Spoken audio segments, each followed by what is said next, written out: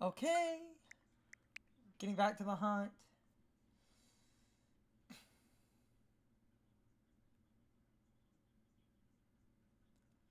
I'm doing this. Had that long stream yesterday and decided to stop so I could do one or two things and sleep.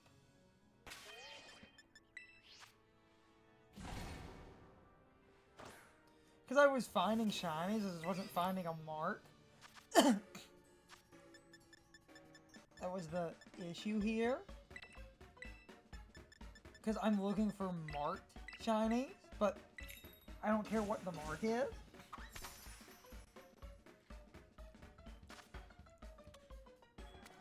I'm not looking for a specific mark, I'm just trying to get a shiny with a mark. Because that requires slightly extra effort and RNG.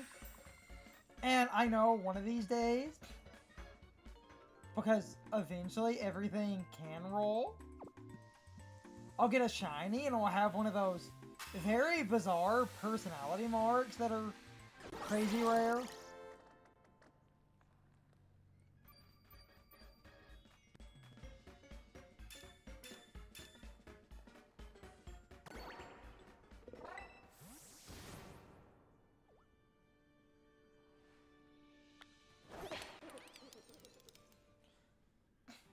And with luck, because I've done the hunt for a while, this fresh stream will be super short, because I want to use this thing on a team in Champions. And I still have another hunt to coincide with the Champions team. Though this was taking longer than I thought it would, because marks don't roll as common as you think they would.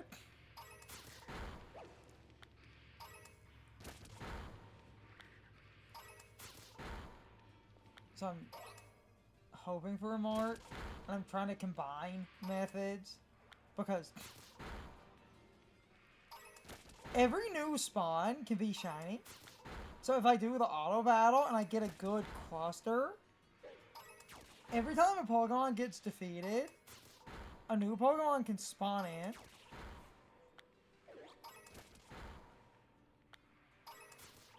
All I have to do is watch.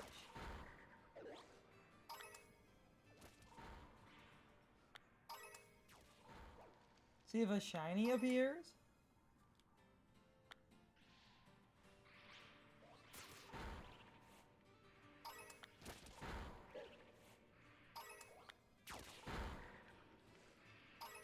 And I think this method will work better in the long run, because it's slightly more consistent spawns. And as long as I'm in this sweet spot, the Sableye will never actually fight me.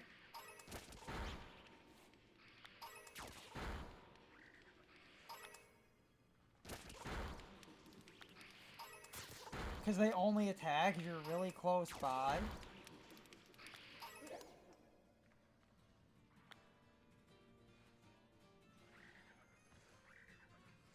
I can combine that with this method.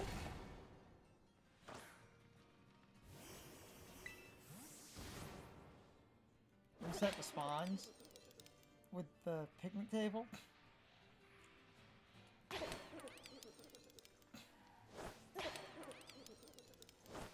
Because if I get a decent loop, I think this will be faster. I could just keep doing the picnic thing, but because spawns exist, as long as a new spawn is basically removed. So, the offset here is things being knocked out can result in more spawns. And I think it evens out because of how quickly new stuff can spawn in as old stuff gets defeated. And this means I don't have to focus as much on trying to reset the horde.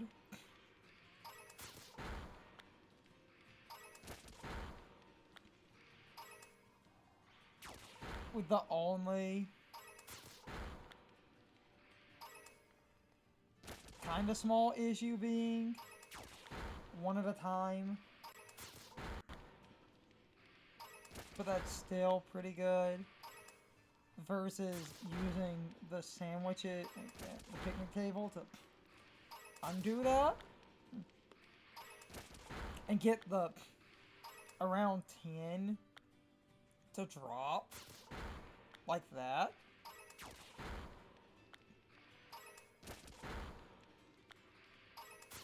Because even 1 or 2 dropping is still often faster than the around 10 that can drop if the auto battle is not just infinitely stacking itself. I've messed with both methods.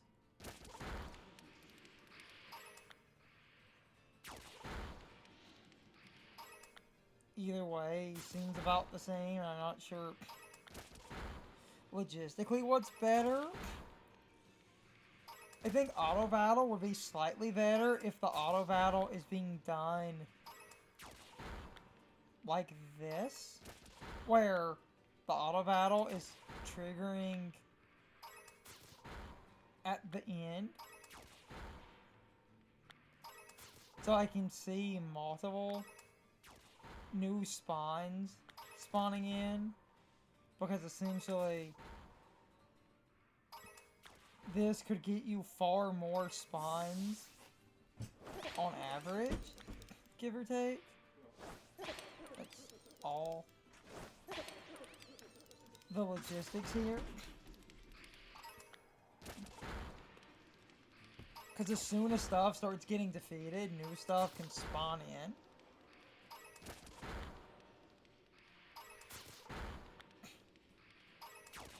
If you're in a loop, new stuff spawning in like that would start to add up, because on average, if larger groups are being knocked out, the smaller groups can perpetuate and just exist. Because every time something gets knocked out, a new thing can spawn. So, even the ones spawning down at the end of the tunnel can be replaced up here.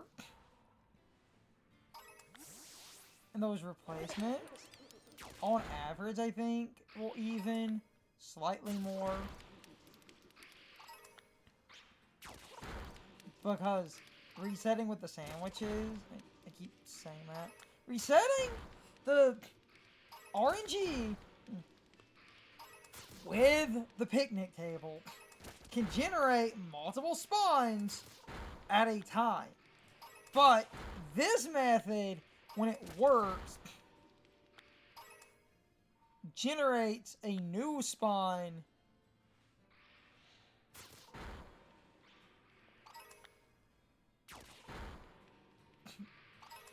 every few seconds, basically. Because as stuff gets defeated, new stuff spawns in like this. And every new spawn in the game could be shiny. So if you get in a perpetual, decently infinite loop, as long as the clusters form correctly, you should see new stuff spawning, old stuff getting removed, and newer stuff spawning in should be offset by the older stuff getting removed. And once there's a decent loop for that,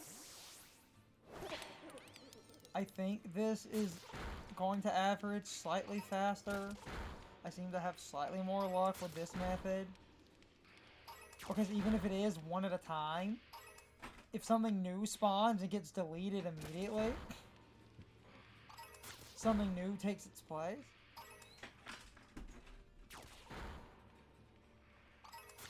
looking at a decent offset here.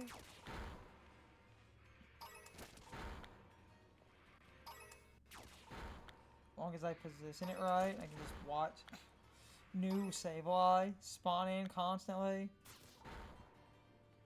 And if the new Sableye spawning in constantly end up in that little group, something gets knocked out, something new can effectively take its place, then something will get knocked out.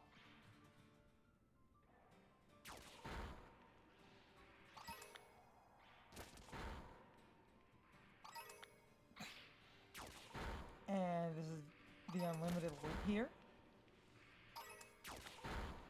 And that does work, because once this starts generating, the offset of time is not that bad. The table picnic reset method is pretty good in its own right. Except then, if it gets stuck. If I need to every so often, I can do.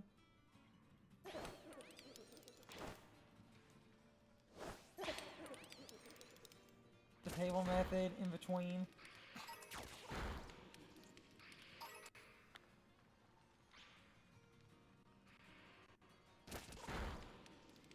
Because I'm trying to figure out what is technically faster.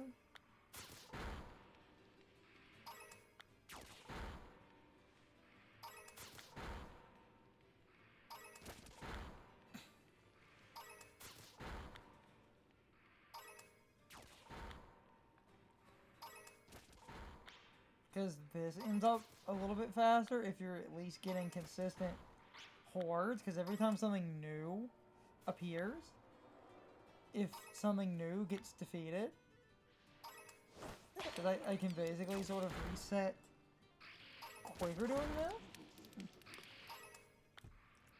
I think this might end up quicker overall. Because if they crowd at the front here,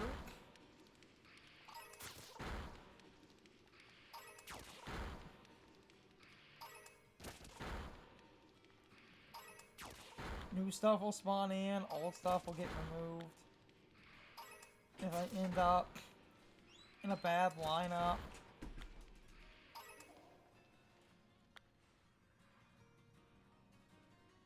like right now,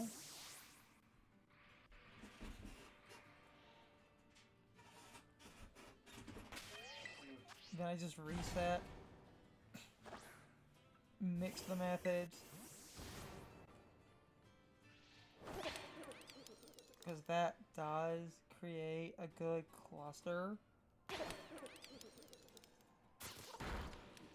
But when this works, the new stuff spawning can be replaced quicker than the picnic table resets.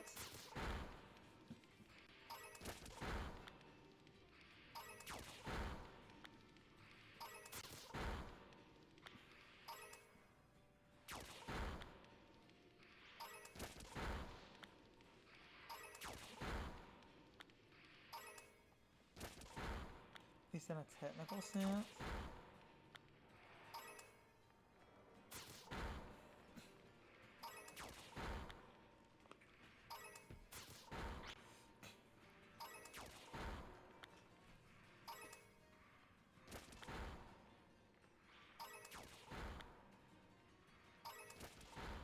And we'll just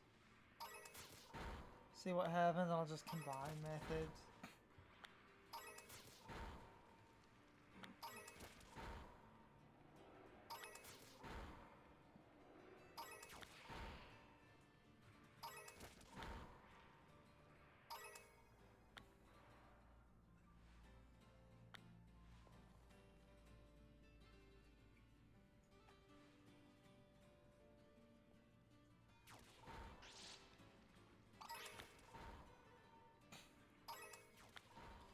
Because everything that gets defeated can generate something new. That includes some other spawns even in the back.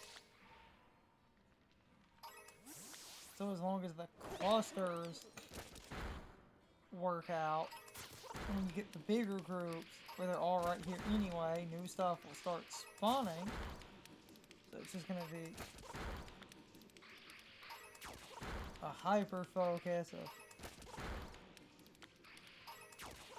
on average, this generating more encounters because anything new can be replaced.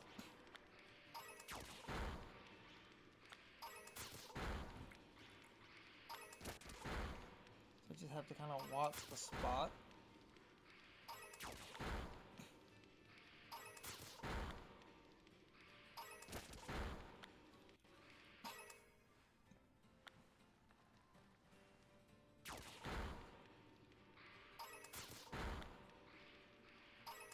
And kind of watch the back in case I see a shiny pop up in the back of the tunnel.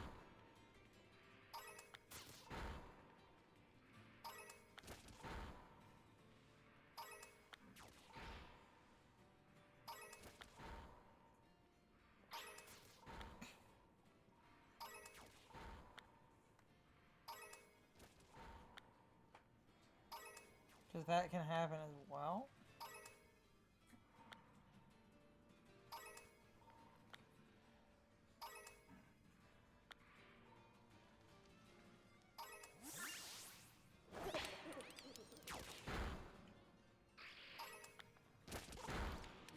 And because that can happen as well, on top of the falling out of the one spot,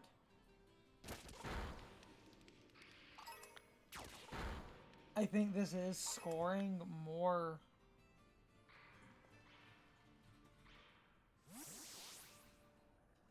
Sableye.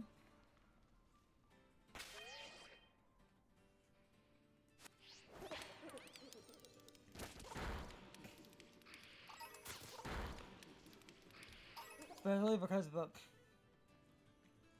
auto battle seems to be slightly easier to get back in a pattern versus a full table reset, but the table reset guarantees I can generate a decent cluster if I do it.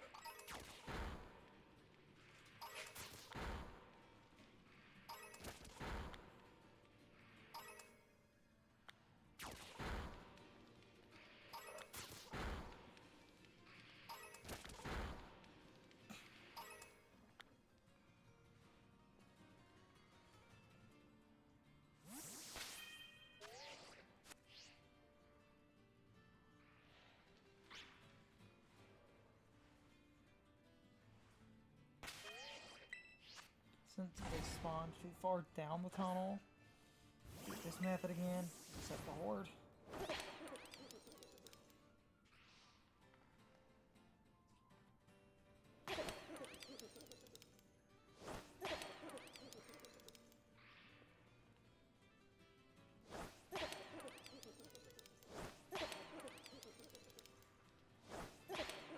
We'll just mix the methods.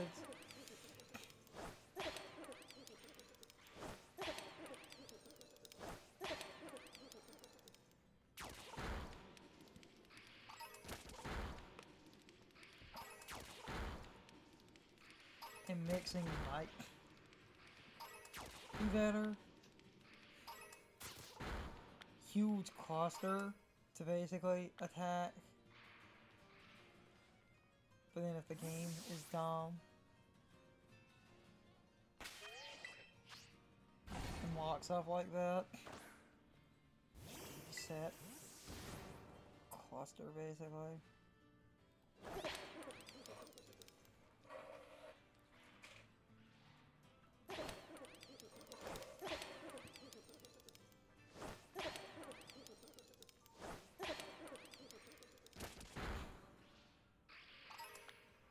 Because as stuff gets defeated, new stuff can spawn.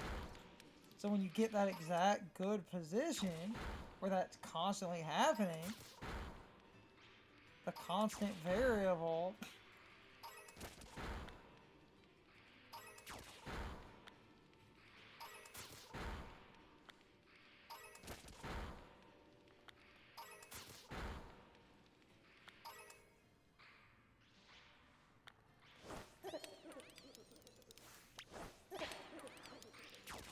is was trying to also watch the back, because if it's shiny, slightly down the row, I will notice it if it's close enough to the camera.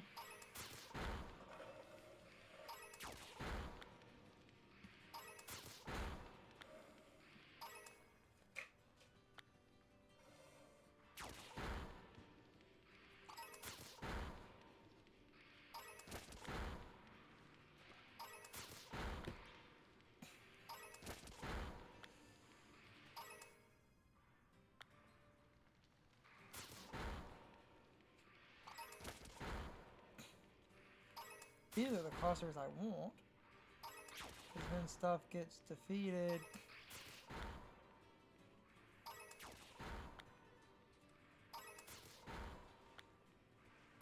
And newer stuff starts to take its place pretty consistently.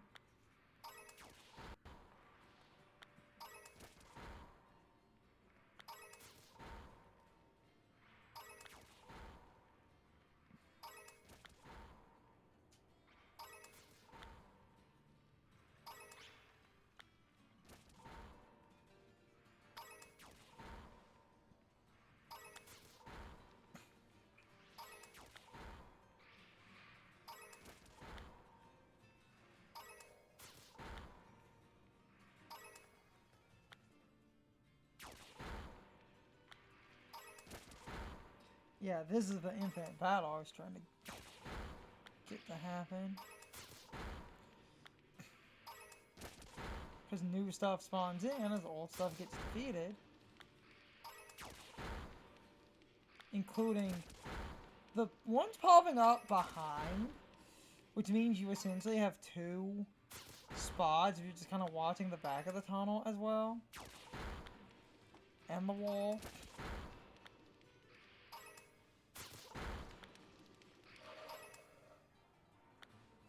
Since on the Switch 2, the render distance is so big that large clusters can form. So.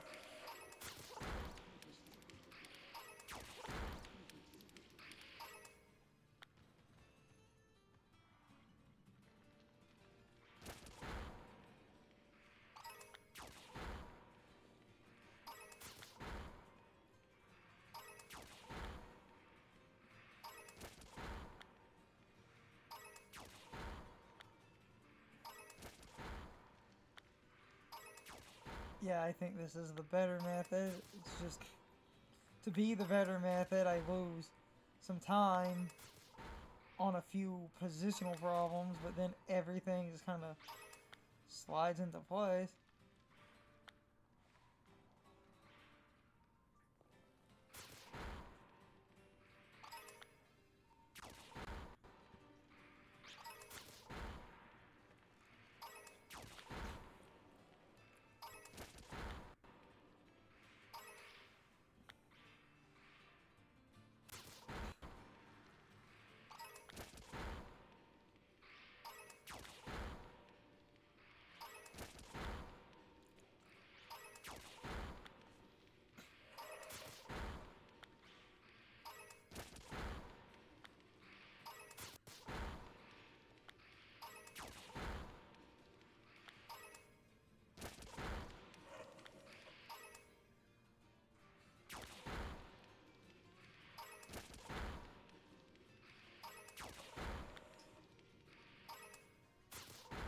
Oh, yep, and there's a shiny.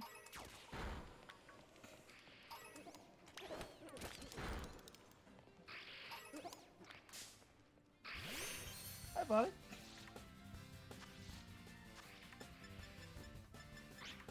Chiakazing.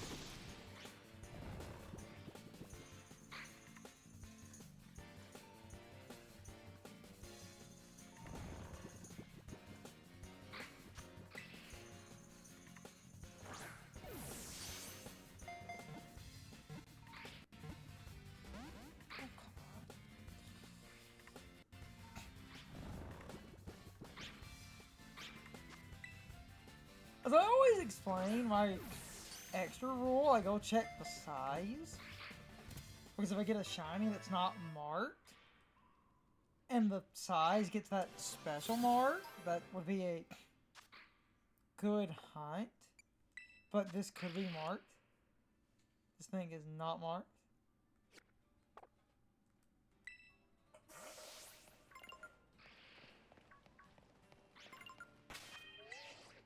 Damn it.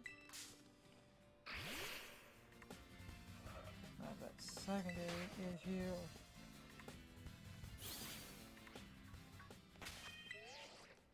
Damn it. The one issue when I get the shiny though is I need to reach. Damn it. I'm going to be stuck in this fucking loop. If you're too close to the person in the tunnel, you can't picnic. And the tunnel gets too fucking clustered, so I can't do anything except for just infinitely backing. There we go.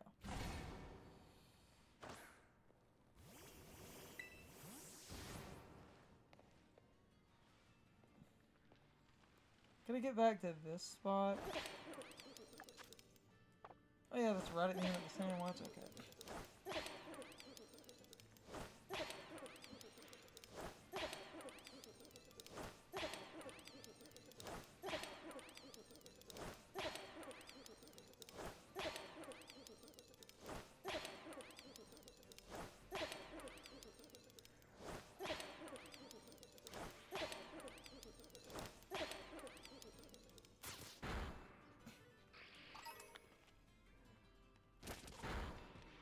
Because once I get back in position,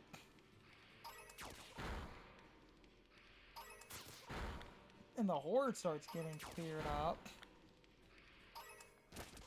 anything new could fall in, which is good.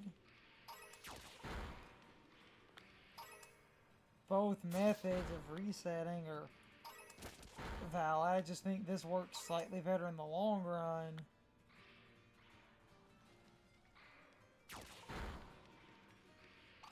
Because stuff getting defeated means new stuff can spawn, and with how good of a spot this is,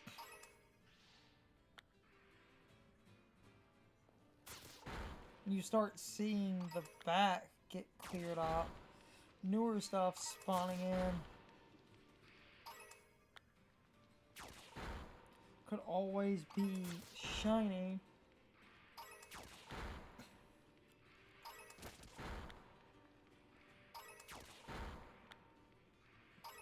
That's sort of the thing you're averaging here. If this shiny is small or large, I'll take it, since that value is random. While I've yet to achieve that, it's a status in the game, and every Pokemon I've got that's been shiny have been random sizes. So, one of these days I'm going to get a shiny.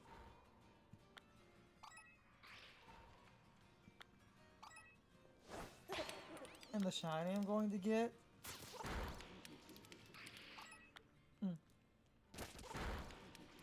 will get the special size mark. And that would be worth keeping, because that would mean I roll the shiny. And even if it doesn't have a normal mark on it, that means I roll the shiny that was also correctly sized for the large or small size thing. That would be kind of cool. I would consider that a successful hunt.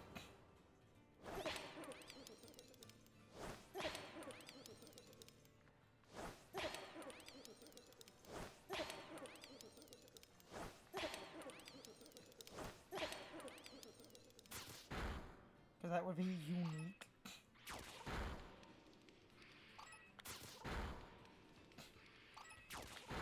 Like, you can mark hunt with sandwiches and the mark charm, the shiny charm, all you want. if you want a shiny that meets those size criteria, that means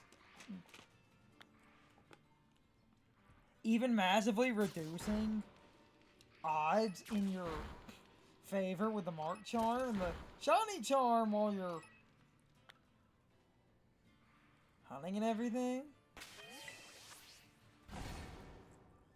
That would still mean this is something you don't have control over.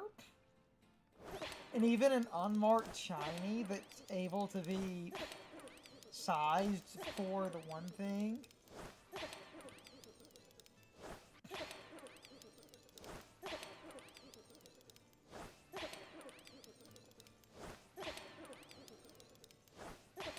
Would be unique, in my opinion. Because even if you were maximizing shiny odds with a shiny charm, and maximizing mark odds with the mark charm as well on top of a sandwich, getting a size is something you have no control over because you can't make a sandwich. Okay, yeah, now time is up. You can't make a sandwich that guarantees small or large encounters. So I feel like logistically one of these days, and this could be that exact day, this Sableye might be sized, because that's why she has the 2 Pachirisu. Huh, best speed, funny. Perfectly average. Nick. That's unfortunate.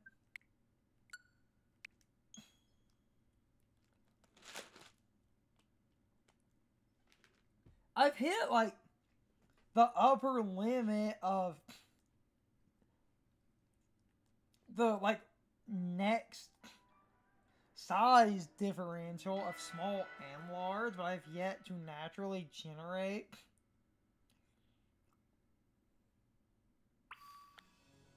a shiny with a small or large criteria.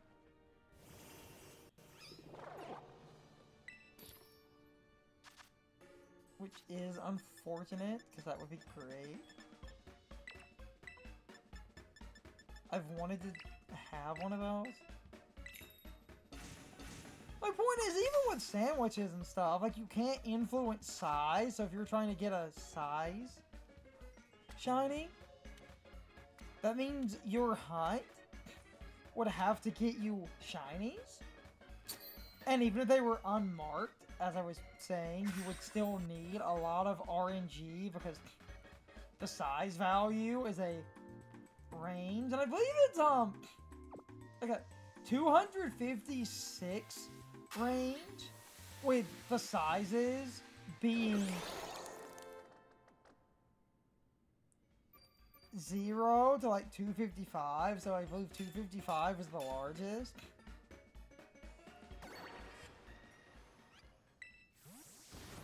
And 0 is the smallest. So if you want a size to have it, that means I'm pretty sure to get that mark, I don't think it's a variable. I think it has to be maximum or minimal.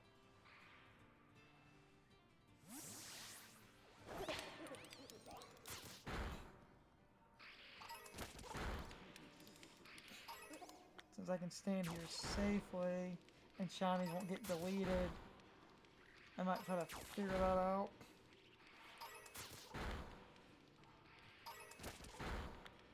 Doing some research on my phone. Because I know that's a mechanic. It's why that person exists. And we've never had that happen yet. But as I made a joke about,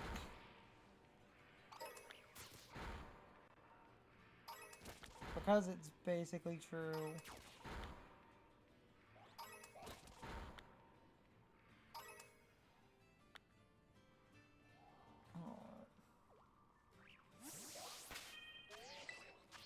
technical reset. This person wouldn't exist if sized Pokemon, like, this wouldn't be a mechanic in the game if it was a mechanic that, you know, unless it's broken, which is the only way a mechanic in a game that exists could be unintentional, but I've seen random sizes.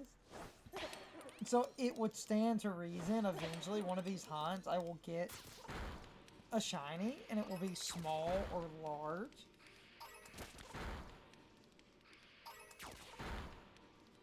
And if that happens, that would be cool.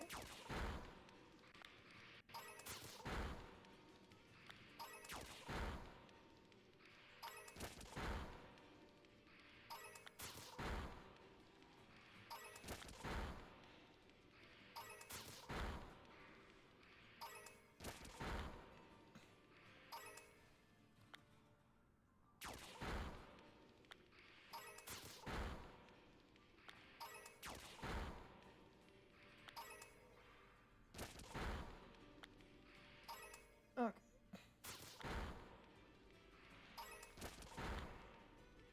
Trying to do research on that so I know, like, the full logistics.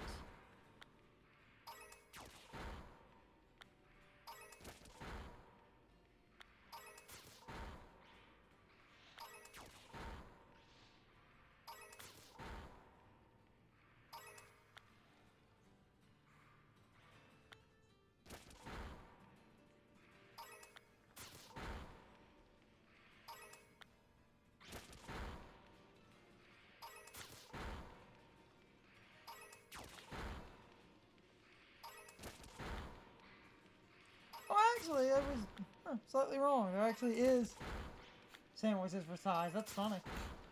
Never mind. I'm done. So you could, but, like, because you could only stack 3 effects. In my case, because I'm going for marks, standard, my size ranges would be naturally small or large.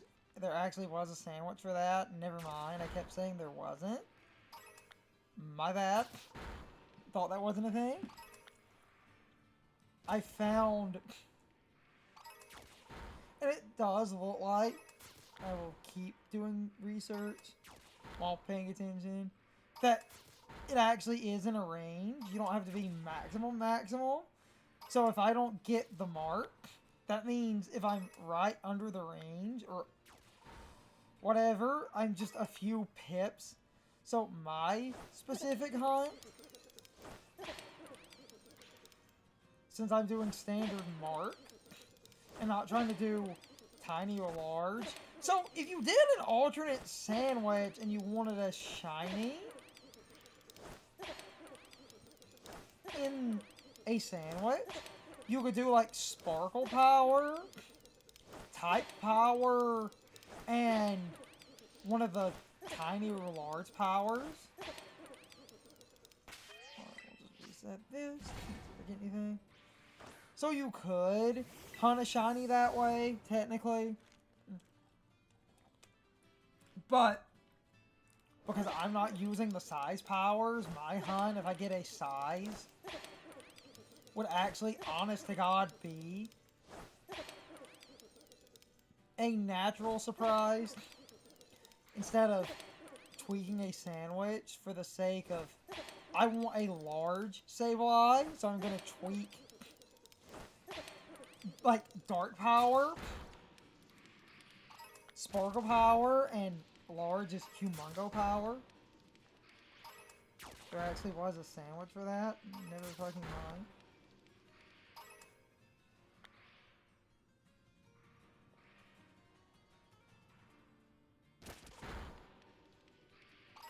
Wait, hold on.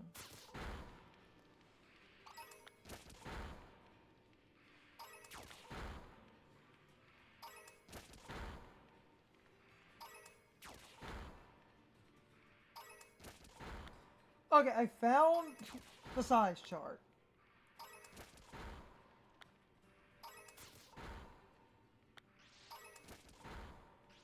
Yeah, a value of 0. Now, this is a tiny Pokemon. Well, you almost never see one this little.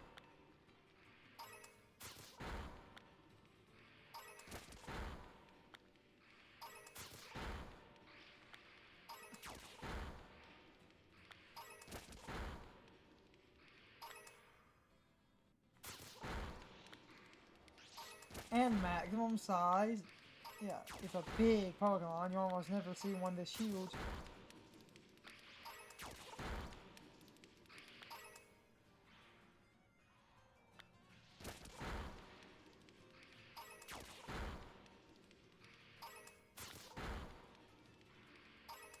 Okay, so to get the tiny mark, I'm looking at the 0 to 59.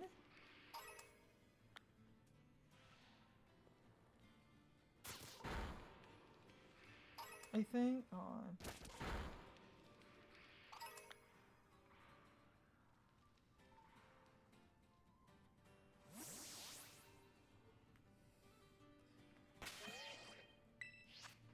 Because with my size hunts, I've seen some of those smaller texts. I was just trying to figure out.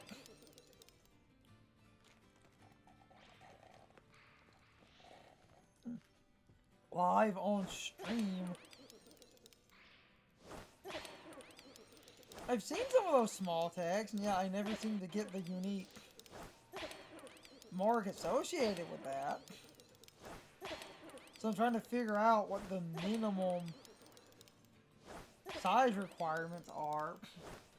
Because it seems like you might not need to be maximum or minimum.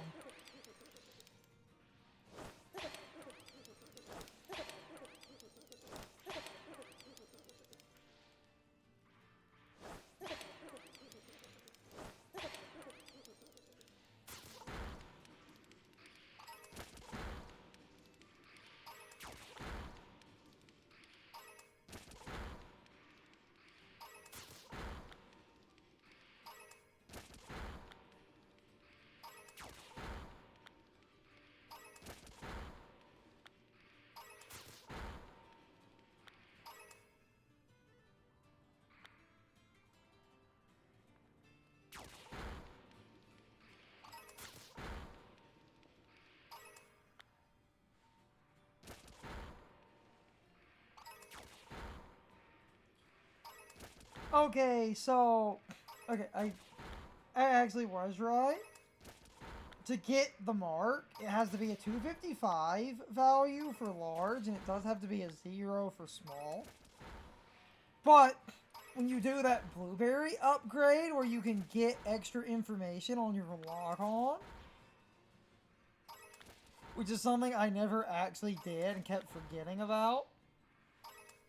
So you could see Pokemon if you get this one icon. That means the Pokemon is in the small range. If you get the large icon, it's in that large range. So that means if I were to roll a shiny, naturally,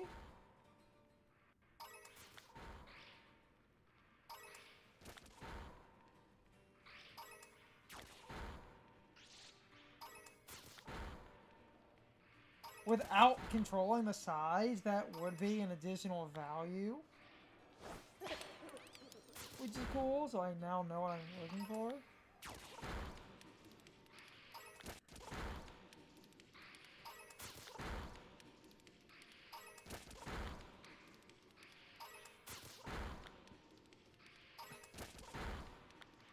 So the text is the... You almost never see one this little, and you almost never see one this huge.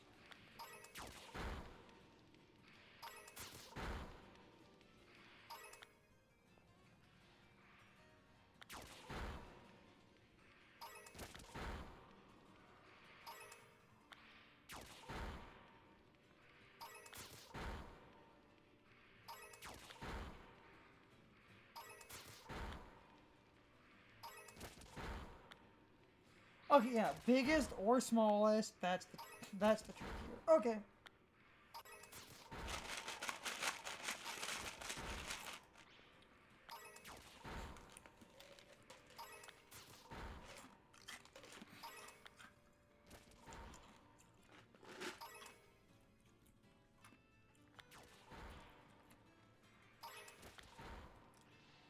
And you can actually affect that with...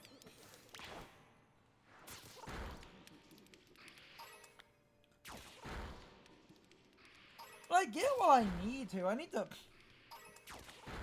go to the Blueberry Academy and try to get those additional lock-on things.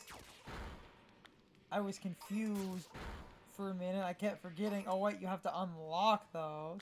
Because I know I didn't have the lock-on bonuses.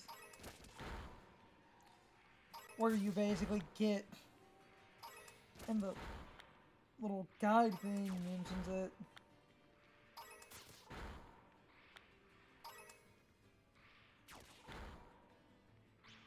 In the Indigo Disc, when you join the League Club, you'll be able to upgrade the lock-on feature.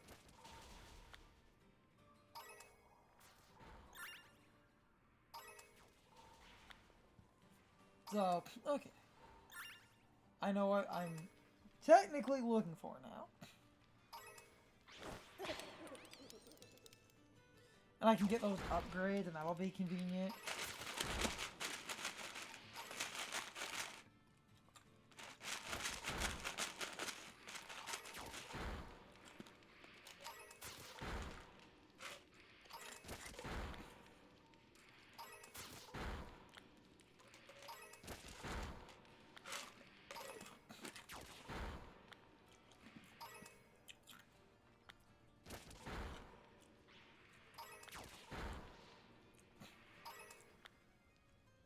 That would save me some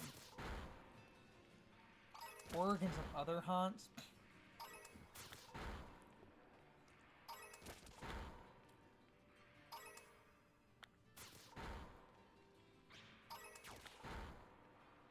Okay. So I now know what I'm looking for, and there actually are sandwiches to affect size. But, because I'm not using one of those, if I roll a maximum or minimum size shiny, that is a additional 1 in 256 RNG roll. Which would mean, with this hunt style, that would actually be worth keeping. Because you could see the sandwich I was using, and you would see I wasn't affecting the size of a Pokemon.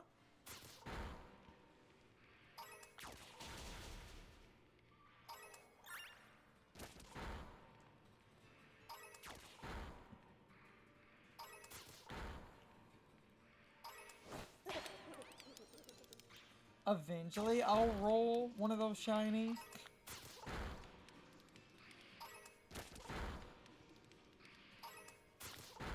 I'm just not focusing on that because I want the main marks.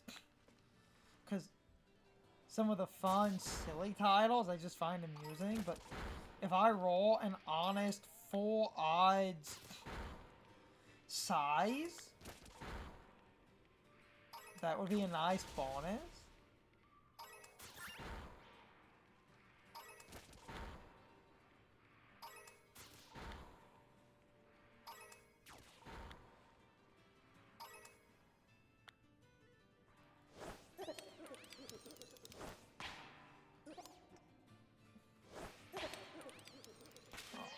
Just reset the horde.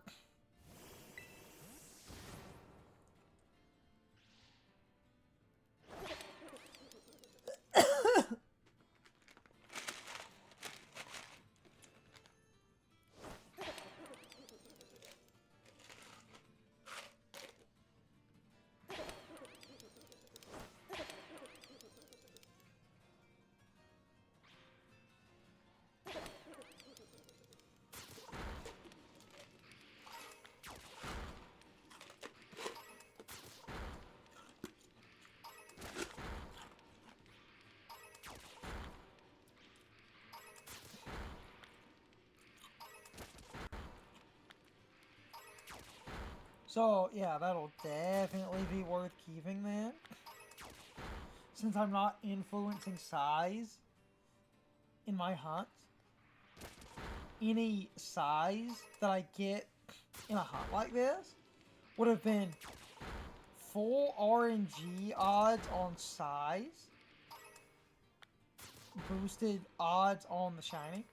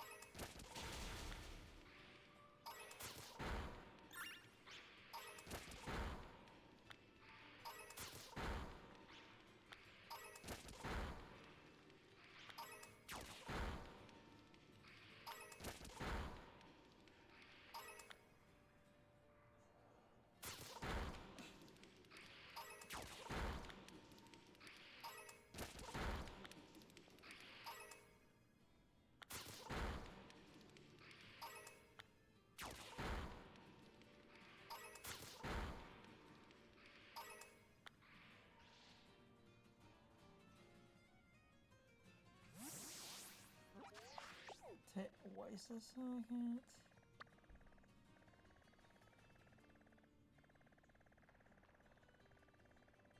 On the off chance a Sableye is a horde right now.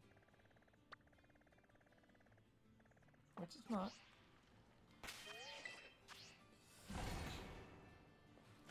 Because if that was the case, I could go hunt with an outbreak of Sableye. So I could knock out some Sableye. Like, run into the Sableye spawning area, knock out the Sableye. Then make the sandwich. Because in outbreaks, if a Pokemon is encountered in an outbreak and you knock out 60 of that Pokemon in an outbreak, the odds of shinies and marks re-roll multiple extra times.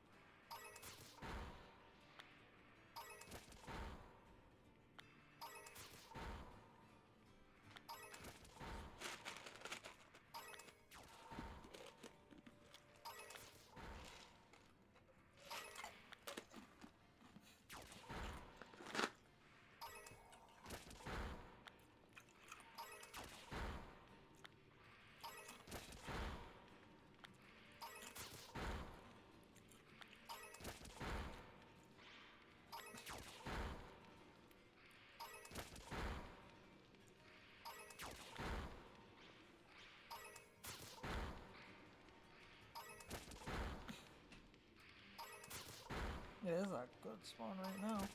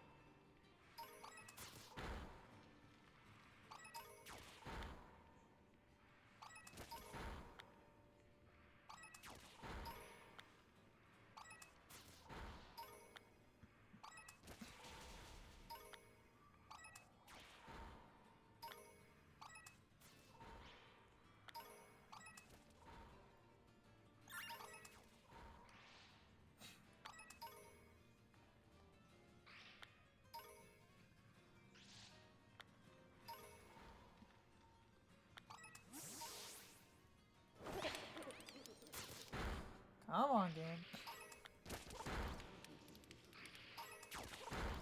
That's sort of my, like, other rambly point anyway.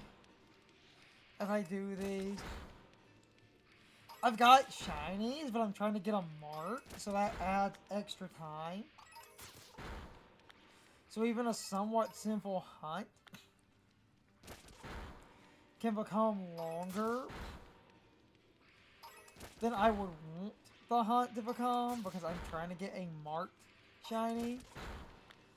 No matter what the mark is.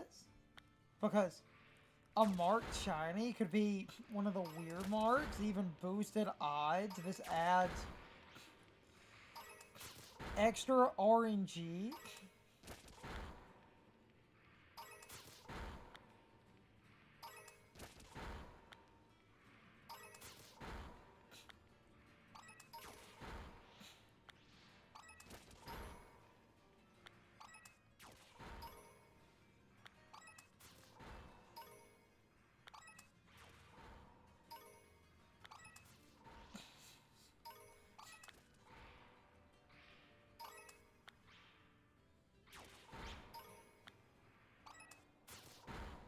Because if I just wanted a shiny, I would have had one days ago.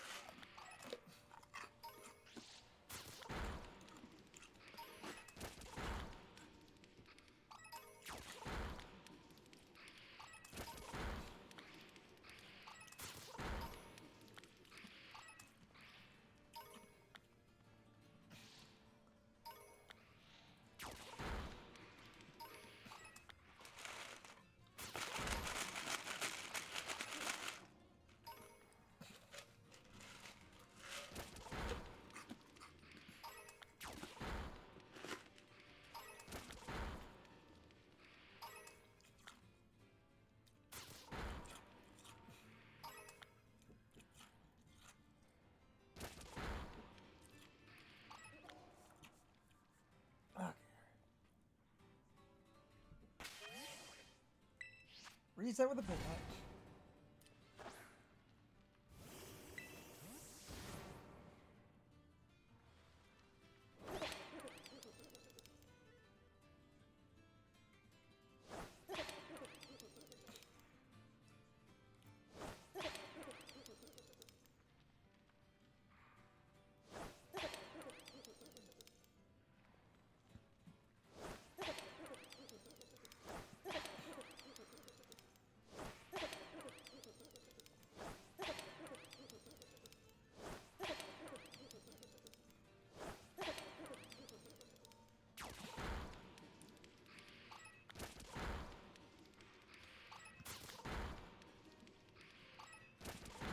Drink in a minute. That would probably use the bathroom.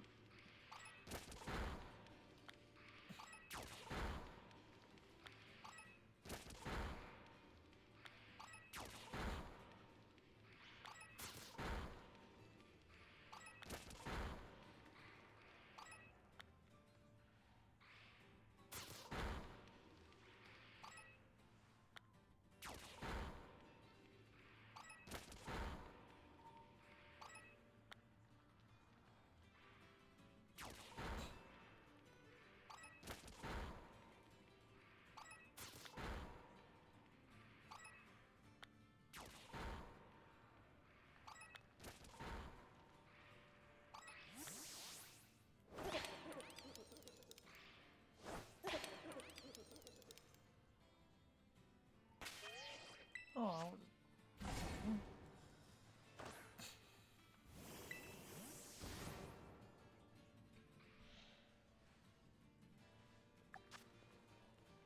Almost at the end of the sandwich anyway.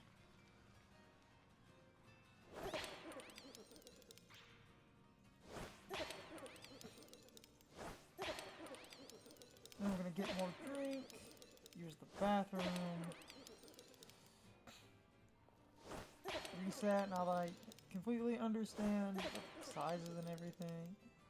Hopefully get this shiny. So I can get back to the champions.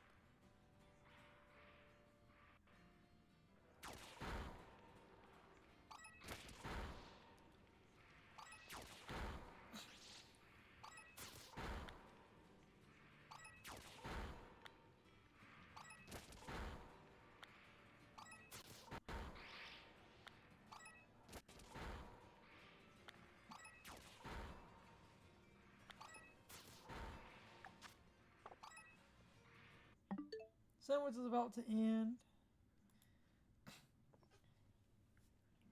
Going to get more drink, go pee, come back.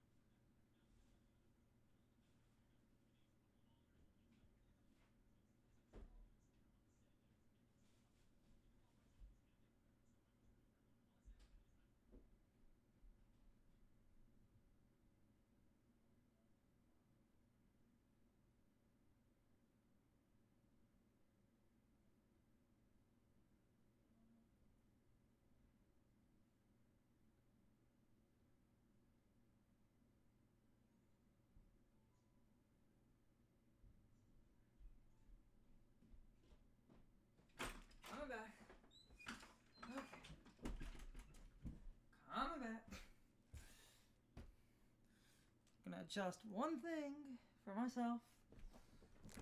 Grab the controller. Sitting here.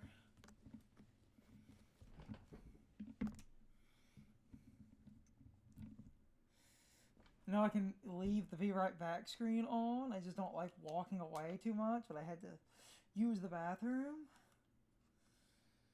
And I wanted a drink, and then we needed to replace a couple of things, and I got kind of caught up in replacing something.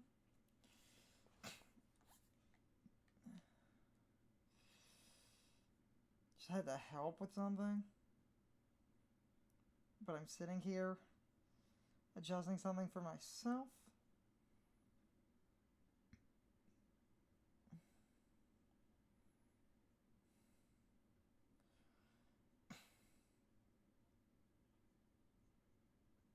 What I sometimes do,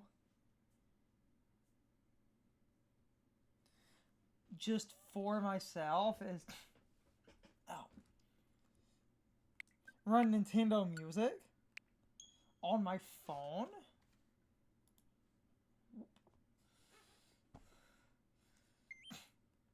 Not in the stream, run it on my phone.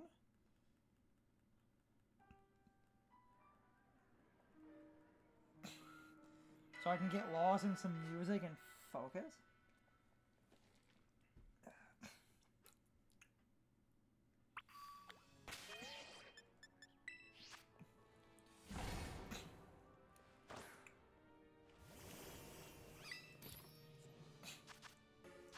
We got to sneeze.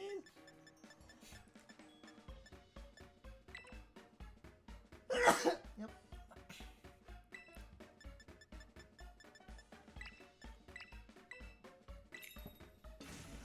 Okay.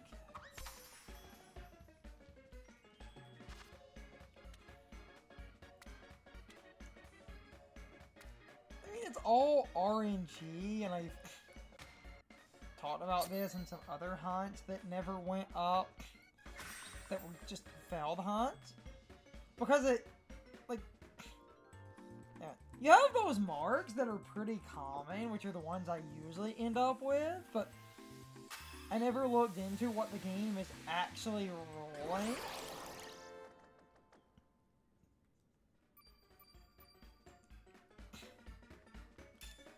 But it seems like the reason you don't see marks as often as you think you would see marks is because it rolls a mark and decides if the solo mark it rolled is a yes or no. And that would explain why there's over 50 marks, because a good 40 of those are dumb personality marks that only exist to have something unique to maybe roll. If the game works that way, the check probably is generates a mark, decides, do you get this mark? If yes, you get the mark. If no, you get nothing. And if it does multiple rerolls instead of changing the mark, I am convinced it's not changing the mark, it's just rolling the mark multiple times. Does it have this mark? No. Does it have this mark? No. Does it have this mark? Yes or no?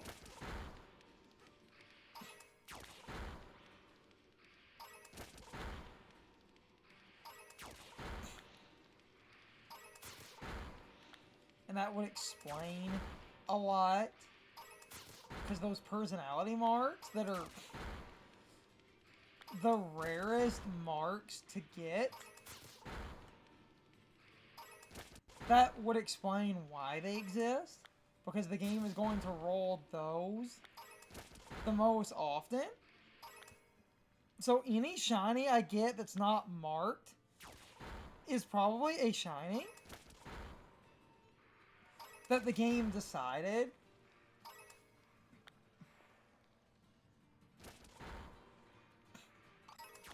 oh, today you're getting this mark, but it then rolls if that mark is a yes or no. So when you don't get a mark, it's because the game picked one of the marks out of a fucking hat, basically, and decided, okay, will you get this mark? No. And on the rerolls, it probably is, do you get this mark? No. If it's a no, do you get this mark? It rolls it again. No. Do you get this mark? No. Or if it rolls it successfully, yes. And if that is what's going on here, then when I get some of the more interesting marks, that means even with the boosted odds, it picked that mark and decided yes after rolling a check for that mark 3 times.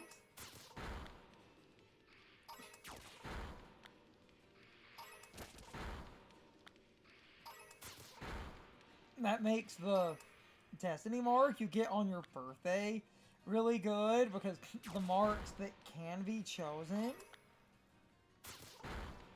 are marks that exist in that moment. Because you think it would favor, with the sandwich, some of the marks that are easier to come by. Because I've generally, so far when doing this, naturally, in my hunt, rolled those time of day marks, because those are common. The time of day marks and the weather marks are the same commonality. But the weather marks only exist if a weather condition exists. And I've actually now rolled uncommon a couple of times. But it's usually the time of day, because those are the most common. And when you break it down that way, this would make sense. Just following my little theory there, because I think that's how this works. The game picks only a single mark, and it decides, okay, this is the mark that we're going to roll for. Do you get the mark? It does the RNG roll and decides yes or no. And that would explain all the weird... Because I wondered why the one mark...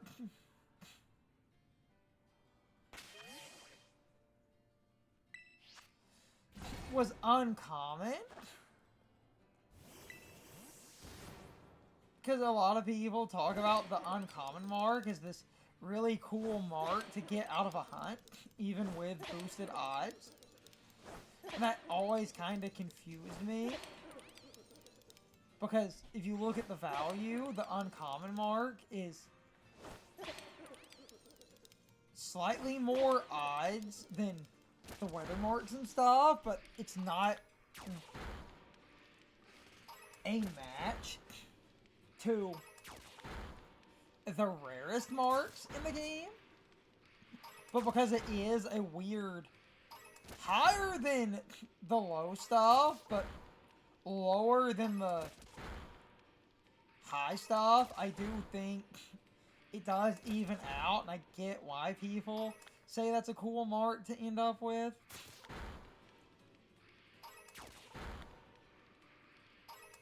Because we've yet to see a pure crazy personality mark.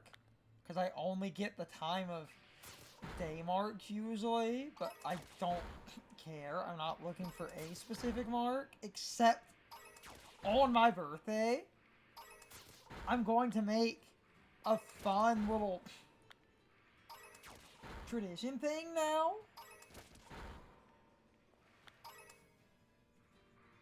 of playing champions, probably on, playing Scarlet and Violet on my birthday,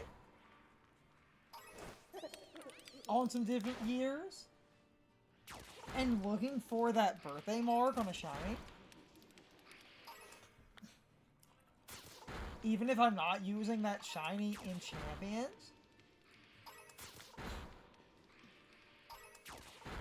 That would make me do some hunts. Because if I was hunting Sableye like this on my birthday,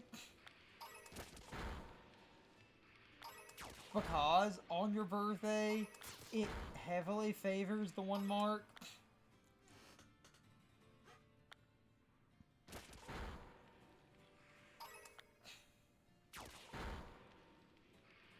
If you want an easy to come by mark that's unique, hunt a shiny you like on your birthday and try to get the destiny mark out of it.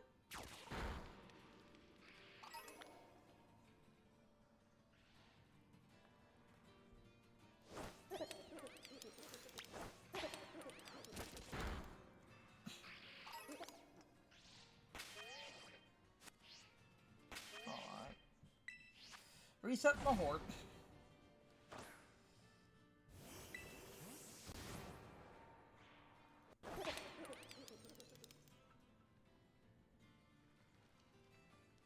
Because I'm just going for any mark, even though I will most likely, as I do this, end up with marks that are either weather or the time of day. But I just want any mark, because the marks add a little extra silly variety to your Pokemon.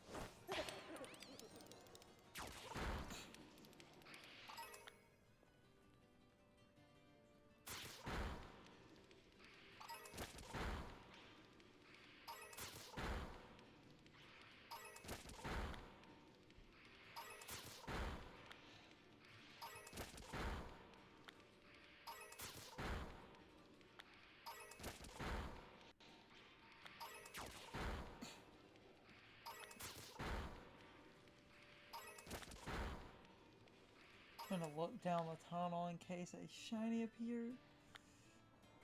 With the lighting, it can be kind of hard to see down the tunnel. If I see a shiny, I will approach it though.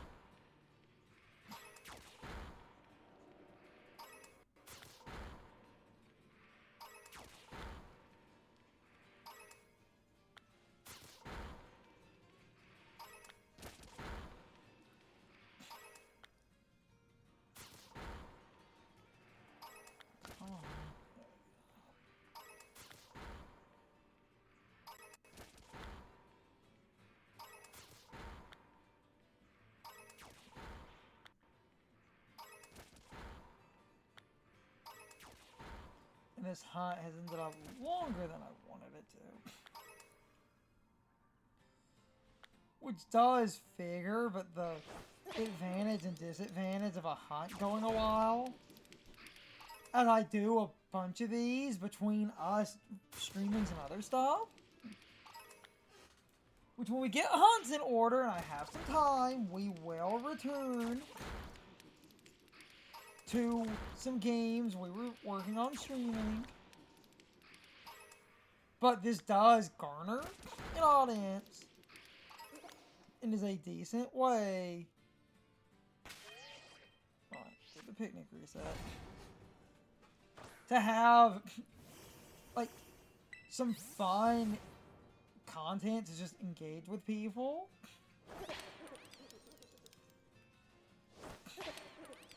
As hunts are unsuccessful, and I do hunts constantly, if I start attracting certain people that start hanging out a lot, we play other games, and I archive the other game streams on YouTube. They are uploaded.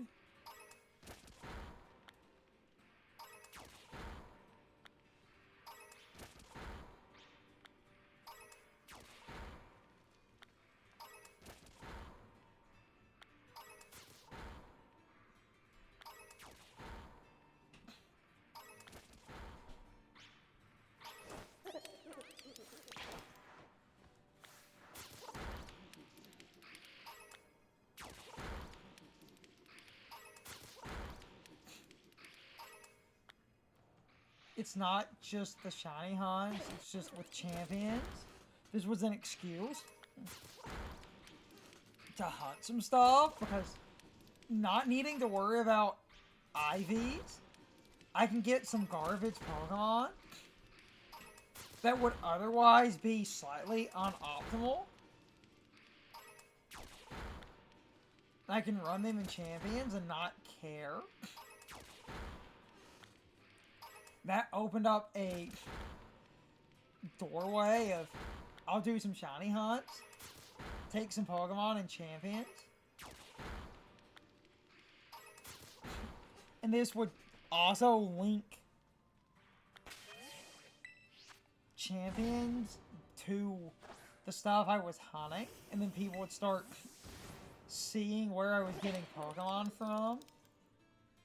Because I will always archive successful streams. I personally archive unsuccessful streams just to have those on hand, but I'm not uploading hundreds of failed attempts at a shiny hunt. Because I basically feel like if you're watching an archive of a shiny hunt, you kind of want to see the full successful hunt.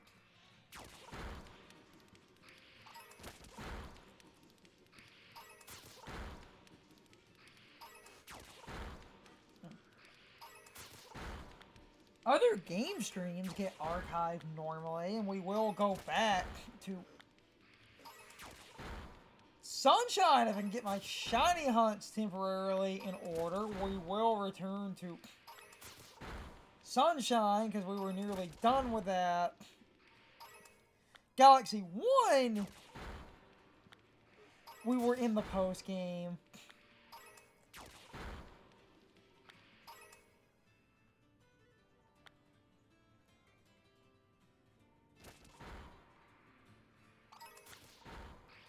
And when we returned to Galaxy 1, because of doing purple coin missions, the joke title I had in my head for purple coins was probably going to be in space. No one can hear me scream.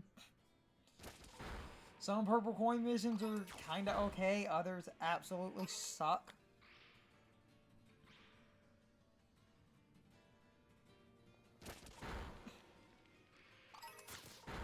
Shiny hunts, even if not much is going on, or at least a chill excuse to sit here and talk to people, and I do wish I could see some people so I could focus.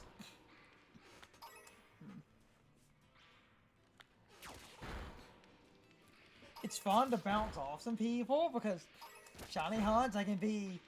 Other than getting annoyed when RNG isn't exactly favorable,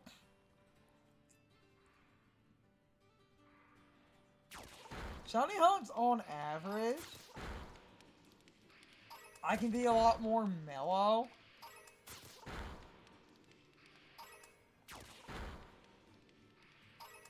Which I like.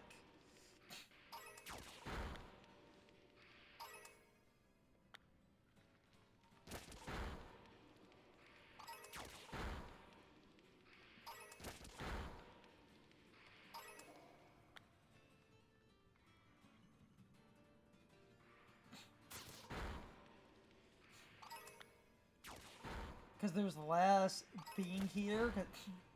I'm trying to get better at not being as tilted and angry. And other than getting kind of tired of sitting here and having RNG not be as favorable as I want it to be, shiny hunts are the most calm kind of generic thing I can sit here and do.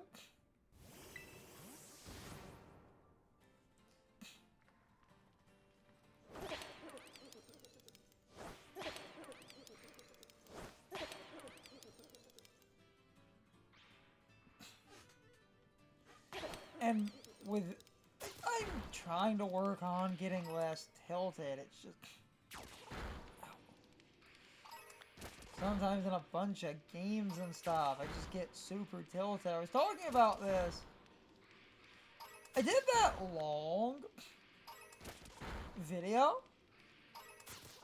that was one single massive recording of the last night of the first regulation of Champions to try and have an interesting idea of doing one long recording, slightly longer, just because we were playing, and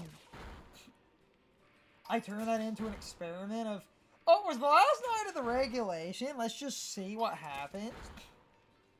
And then I was just ending up in a bunch of battles where I was losing certain key matchups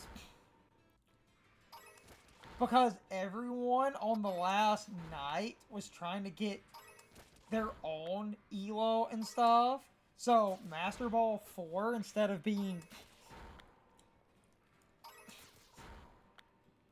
super reasonable, kind of turned into idiotic best of one cheese for people trying to get their ELO up. And I said I would probably do some ELO and like VP grinding after recording because I wanted some extra VP when we were in Master Ball because I could get extra VP. Since you can't drop out of Master Ball,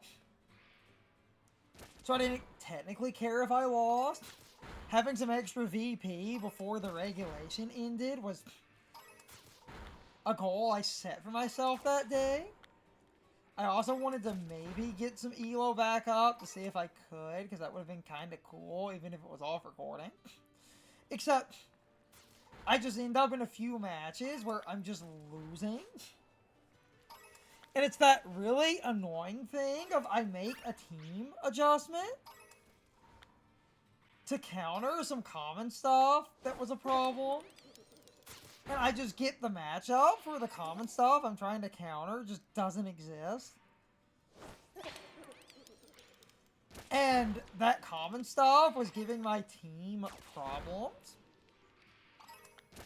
So I create a slightly better team. Now I have a counter to this common stuff. Except, oh, as soon as I make that swap, it's the damned if you do, damned if you don't Pokemon problem. Some highly common meta threats that we're picking up in usage that were driving me crazy that I was losing to, I just never ran into.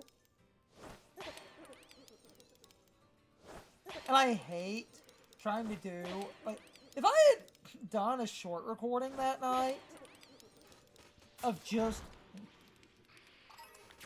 maybe around, like, the 40, 50 minutes of the beginning of that long recording, I actually did get some decent wins, because I'm not bad at Pokemon, then I just got one or two confusing matchups and I lost. And then, because I wanted the VP slightly over the ELO, but I was trying to maybe get ELO up, I just did some VP grinding, because I knew if I could win, I could get some decent VP. And it's before Master Ball rolled over, so it was like my last chance to get extra VP so I could have a buffer for the next regulation, because I knew I would probably have to be spending VP on a bunch of new stuff. So I did a bunch of grinding. And I'm just getting more and more tilted because the stuff I was trying to counter just didn't exist. And it annoys me because that stuff I was trying to counter was stuff I would see a good bit. And the consistency for countering the stuff I was seeing was effectively lost.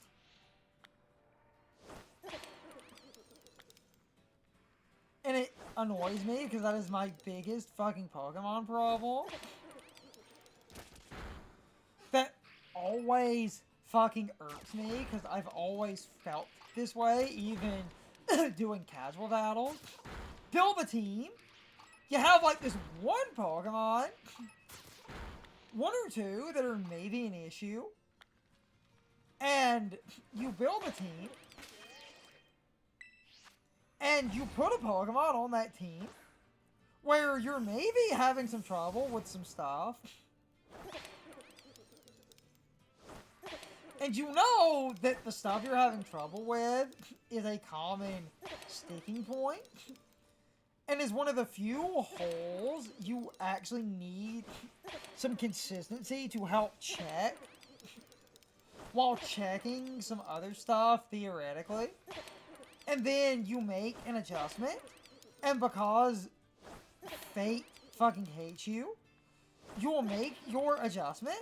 You know your adjustment is good.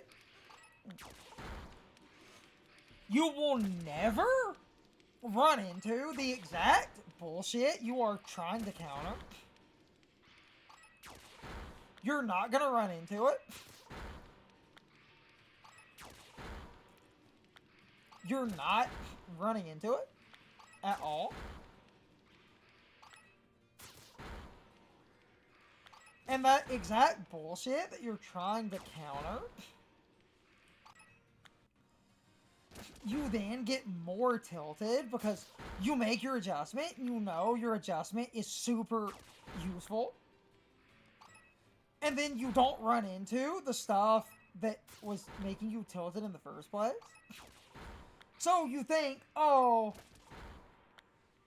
I might want to change my Pokemon back, swap some stuff back in, or have an alternate Pokemon in that slot. And as soon as you readjust, all the dumb bullshit that was making you tilted in the first place suddenly reappears now that your good, consistent countermeasures are gone. And that really does irk me. And that was a common issue I was having. And that is when I get really tilted with Pokemon. And some people will often say, oh, it's like a noob trap or something to have this Pokemon exist on a team specifically to counter like one thing. It's like, oh, that's a noob trap because your team it might be less consistent because you're trying to counter one thing. Because if you don't run into the thing you're trying to counter. Is it really worth having this one Pokemon that might be a liability otherwise? Except, my team choice was to also counter a few other things, because my team change was essentially just taking that Lopunny team I made and having Serena on it. Because Serena is a grass type that also blocks priority and has access to knockoff and low kick. And because Serena is a grass type, and Drop Kick is useful because Drop Kick lowers physical attack. So you can Drop Kick a few attacking Pokemon, knocking their attack out, which is often, in the long run, a better choice. Specifically because if you knock certain Pokemon out,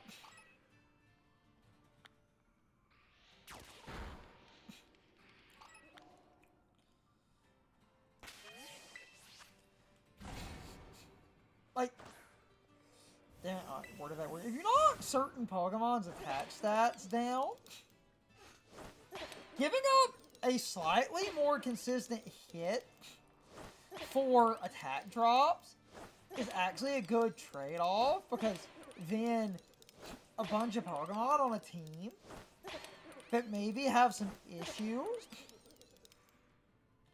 now have a way less likely chance of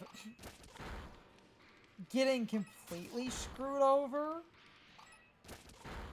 Because even a resistance, if you knock out attack, could help you survive. Good example, Sneasler is poison type. Oh yeah, it ended, okay. Because Sneasler is poison, you hit Sneasler with a resisted grass move, but you knock out Sneasler's physical attack, and as a grass type that might be hit by Sneasler's poison damage, you would do, like, far better knocking out Sneasler's attack stat in certain matchups, because Dire Claw would start to do less damage.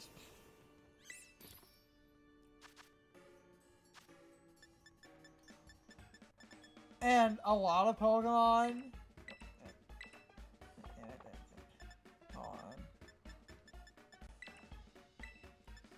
A lot of Pokemon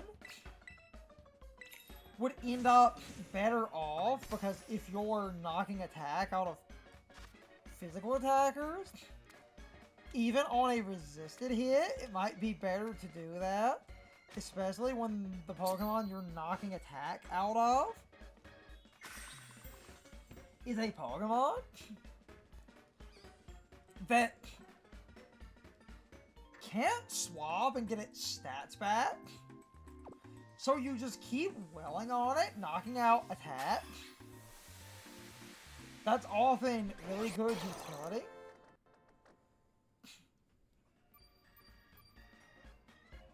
Because the more attack you remove, the more your target would need a crit to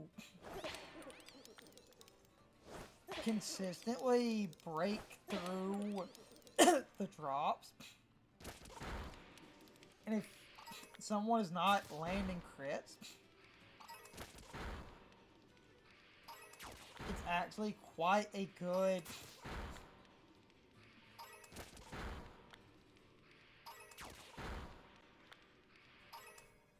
logical point.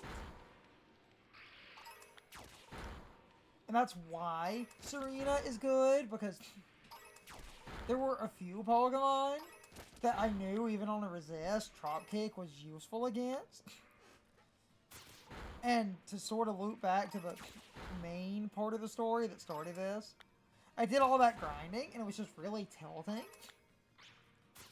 to not see the expected nonsense that was common, that Serena was super useful against, because when we did battles at a different point, not having Serena, there were a few matchups that were a constant, like, you know, slightly unfavorable amount of nonsense.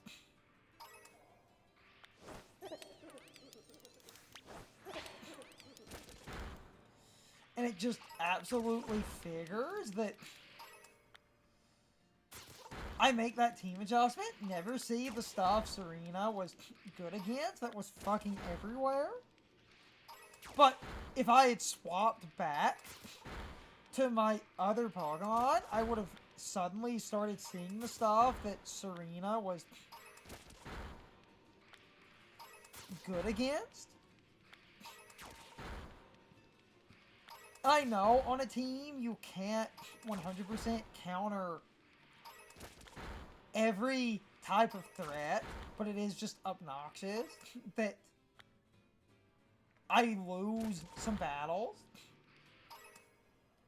because I make an adjustment and then all of a sudden I'm fighting weird shit again. And after a bunch of debilitating losses, when my elo had tanked,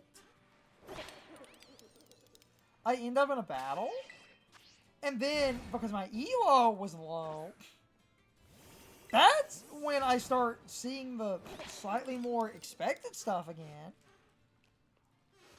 That's really fucking funny to me. Because that would mean some of that slightly more expected stuff near the end of the regulation was basically on teams of people in Master Ball that were trying to spam certain nonsense, and obviously if they were also in the garbage tier, they were losing. And then Master Ball just felt like in those final few hours, it became the most idiotic, best of one cheese bullshit playground. And there were just so many Pokemon that I wish were in Champions, or a few missing items. Because I have teams that I know would be good if certain things existed. I was talking about this in that other stream the other day.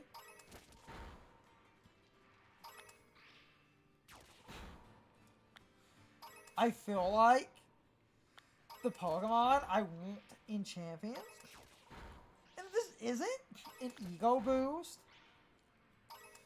because people often act like this is an ego boost, unless they actually listen to me, because you'll get people, oh yeah, right buddy, oh, like, oh, you're just tilted because you're losing, and oh, you suddenly have this, like, random broken team that you think would give you more consistent wins. It's like, yeah, right, buddy, you're just talking out of your ass because you suck at the video game.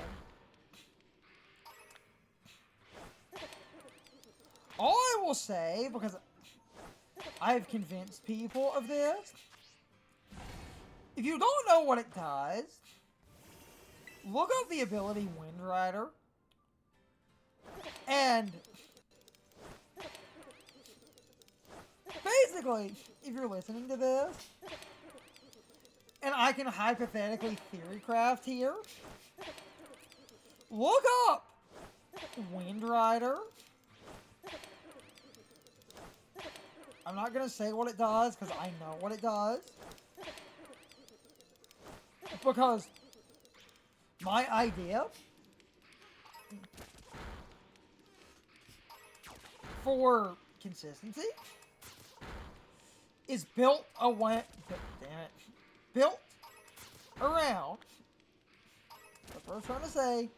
Wind Rider. And I had some ideas with that.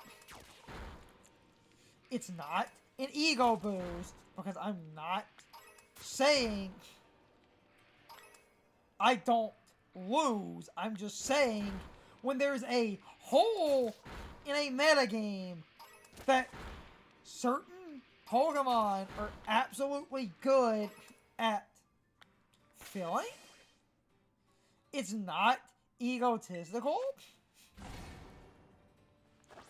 to look at a Pokemon, point out that this Pokemon is actually super consistent at beating a few different meta threats. And that's why I said if I had a few things, I would have way more consistent teams. Because the stuff I want to use, like Wind Rider, is just really consistent right now with what's in the damn game.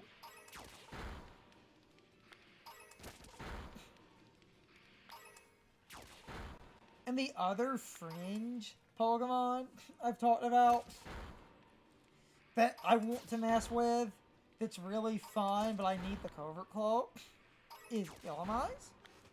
Because Illumise, with a Covert Cloak, is really, really funny.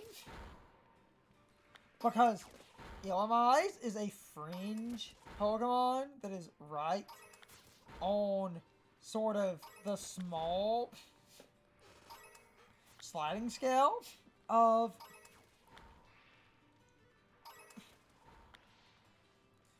fringely useful, where in a lower powered metagame, an Illumise and a Covert Cloak would actually be perfect. And again, this isn't an ego stroking thing. This is me being logical. These modern items in Scarlet and Violet exist. And those items are useful items in competitive. Because so much stupid bullshit in Pokemon is way worse when an item would be a good solution to stop nonsense. And the item that stops the nonsense doesn't exist. So now you have to build a team without an item that stops the nonsense. And if you're going to be one of those people that acts like the Covert Cloak or an item like the Clear Amulet are too broken, and that, like, oh, I'm butthurt, and I basically need cheesy, unfair items because I'm too much of a brainlet to win fairly, I feel like you're someone who over-relies on nonsense. And you're just scared that when those items come back, all your dumb nonsense becomes way less useful.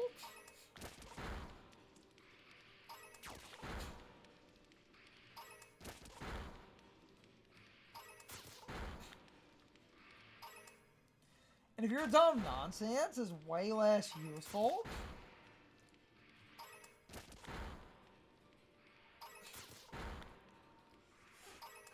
you're just worried that your dumb nonsense being way less useful means, oh, man, there's Shiny. Oh, right on cue, bud. Booyah. Like, basically, I feel like when people are super mad at, like, the Covert Cloak and stuff, you're mad because You don't like an item that removes your cheesy bullshit? And you justify your cheesy bullshit being removed?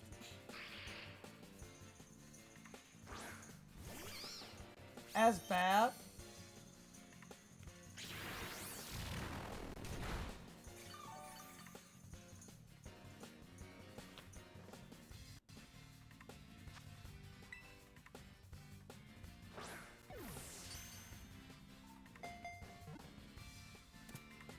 See if she's marked.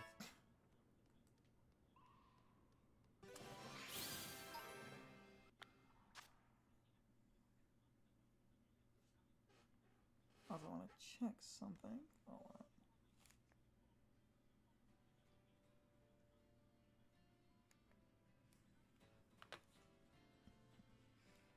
on. Okay. Oh, yep, she's got a title. Okay. Cool. Cool. I'll run out the sandwich, but the hunt be over. Arr! I'm a pirate. The hunt be over.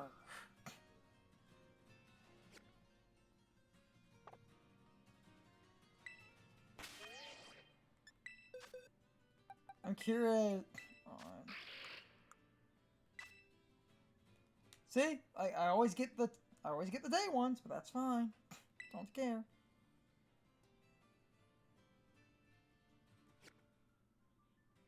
And because I got a female, I can go ahead and do this. Because this is a dumb deep cut.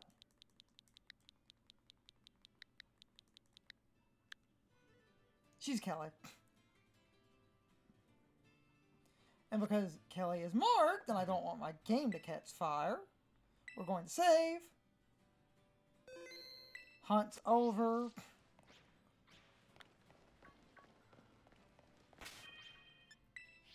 Yeah. Also notice during part of that,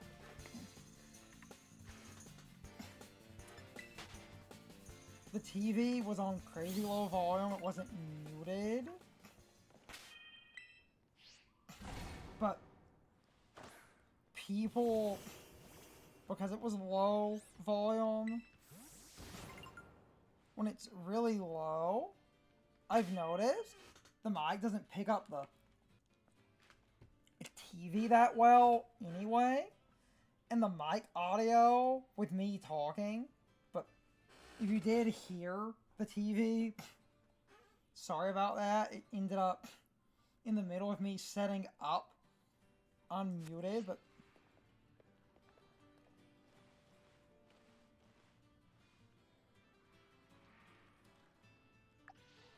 we'll just see what I get. And I'm gonna check the size anyway, but then before ending stream.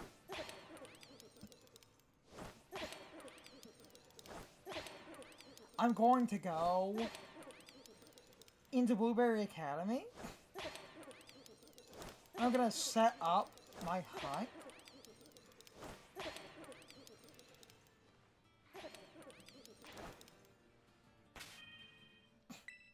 I just wanna, like,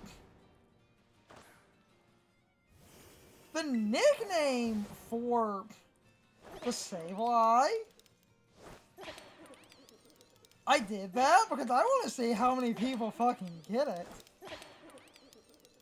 Because if you get it, you'll probably go, huh, and I was kind of hoping for a female so I could do that.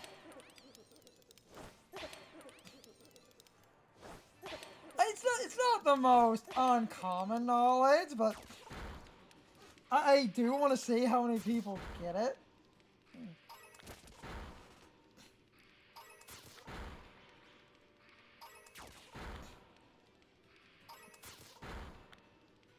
Curzon should hopefully understand that. Because I'm stupid.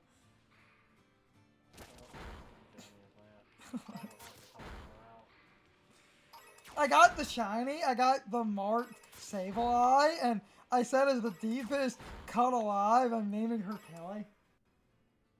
I don't get it. Oh my god, Goblin.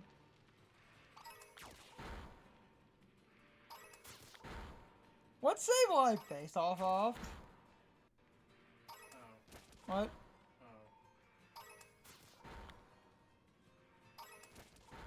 Oh. If people are confused why Kelly, Hobsonville was, I think, the name of the... Yes, it's the Hopkinsville Goblin. Except it was spotted in Kelly County. So, she's Kelly. Because that was the county.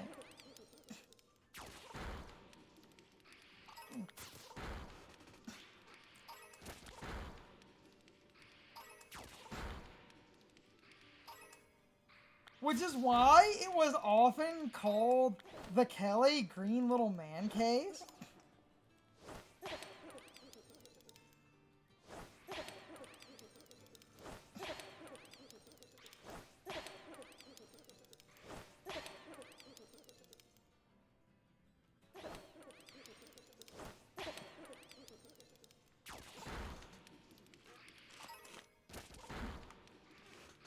I got a mark, that's all I care about.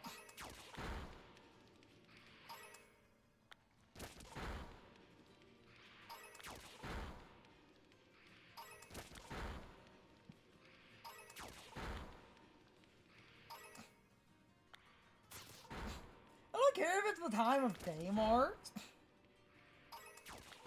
I just wanted a mark. Because that's just cool, so this stream... Oh, set up for my next hunt. I'll probably do some shiny hunting in the middle of the night, like a lunatic later, but I'm gonna take a break. Kelly was just a deep cut because that's the county the sighting was in. It was in Kelly County. That just happens to be a girl's name. So when you see Kelly, you wouldn't know, like, what that means in a quantified sense.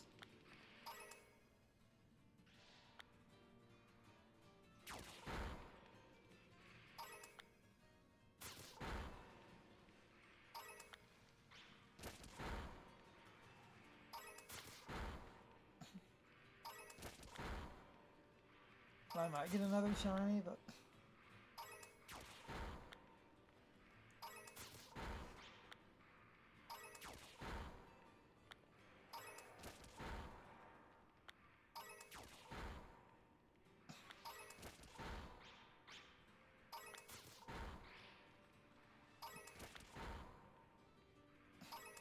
Because a lot of people are aware of what Sableye is technically based off of.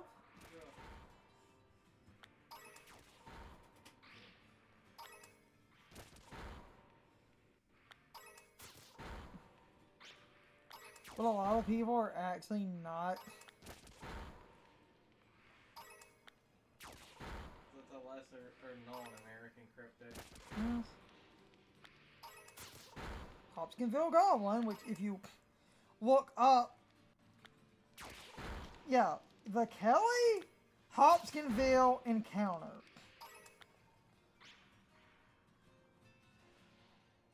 Kelly Hopkinsville encounter, the Hopkinsville Goblin case, or the Kelly Green Min case, occurred near the communities of Kelly and Hopkinsville in Christian County, Kentucky.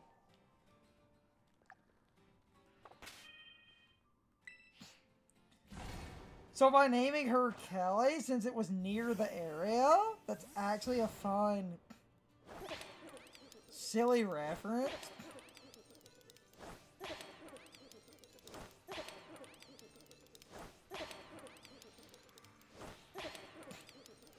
I said Kelly was a county, that might have actually been the city.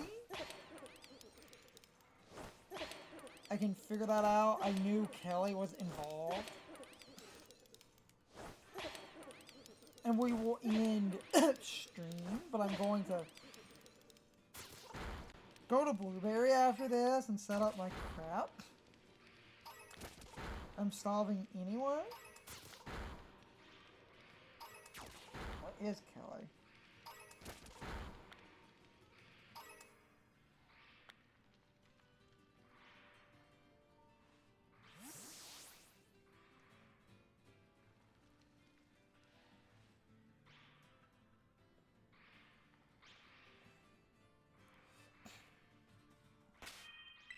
Yeah, it's an area, but like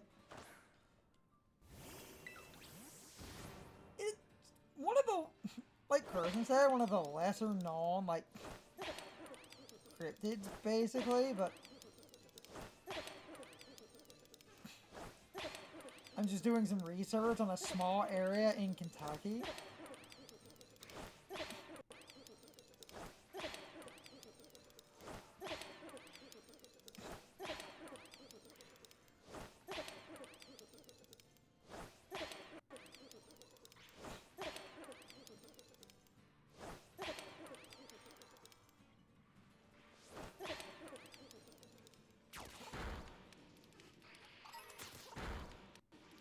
So I'll probably do one late night stream later.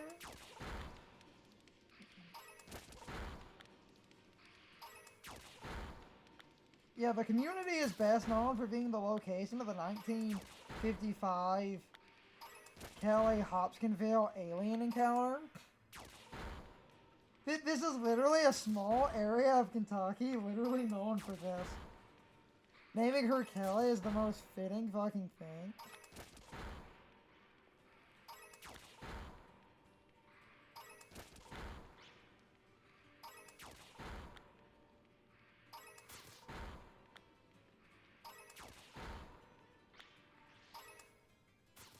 This is literally a town that is, like, the more I'm learning about this place, it's an unincorporated area, so it's this just small town damn near in the middle of nowhere that's not completely officiated, like, completely sanctioned with the wider government. It is a self-contained little town smack dab in the middle of fucking nowhere. That's funny as hell.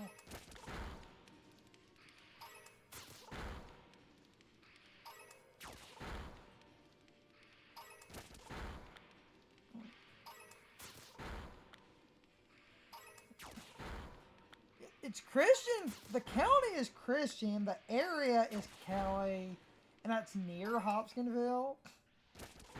I've never looked into the location.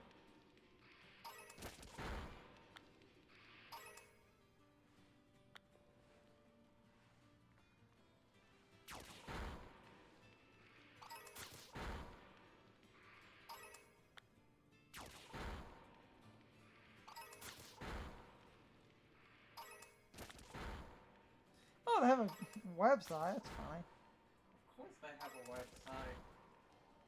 Every town that's known for a weird-ass cryptid encounter turned it into a tourist trap. Like that area Mothman showed up in.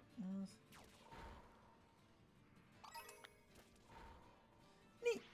Okay, nope. Kelly fits. Okay.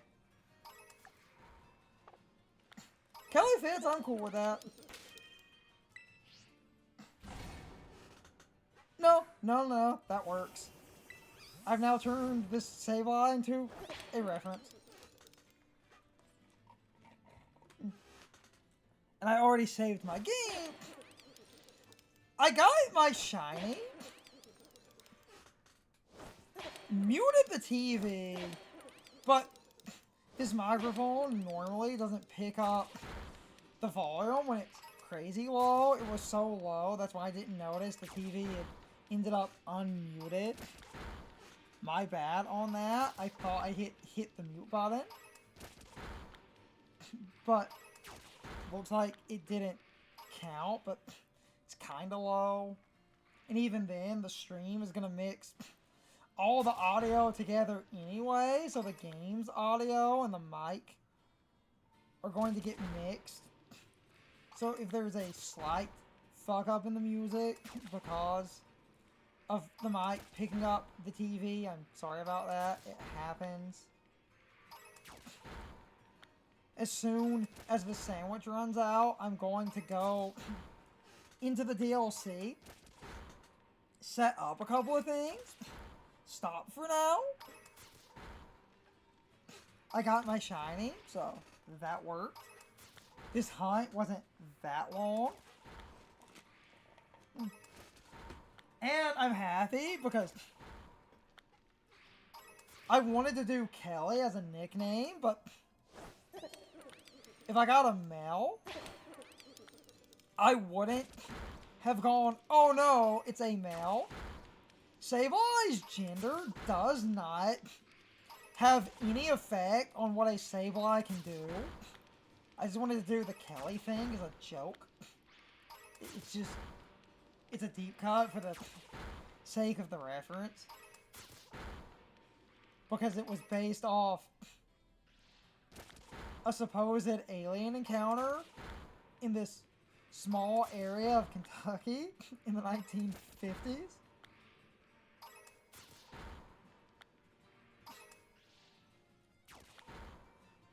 And because the hunt is over, I will hunt later. I want to stop after this. I will do my preparing though. A couple of quick things in Blueberry. Because I wanted to get back to champions. But I need Sableye as a Pokemon. Because I had a few ideas.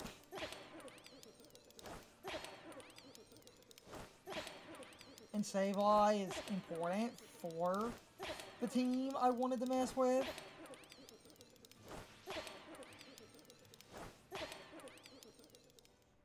So,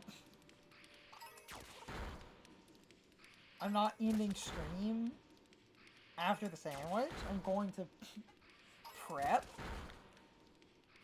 for the next stream. Somewhat indirectly, and do a couple of small bonus things.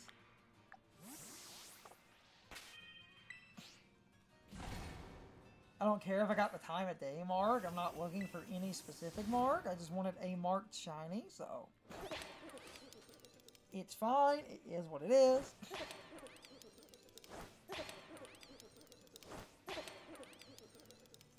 I can work with this, honestly. I don't care. The only specific mark I wanted was the Destiny mark. So, Basket Legion would be Purple Rain. Because I'm pretty sure the title for that one was The Living Legend. So it's Purple Rain, The Living Legend. That's just really fucking cool to me.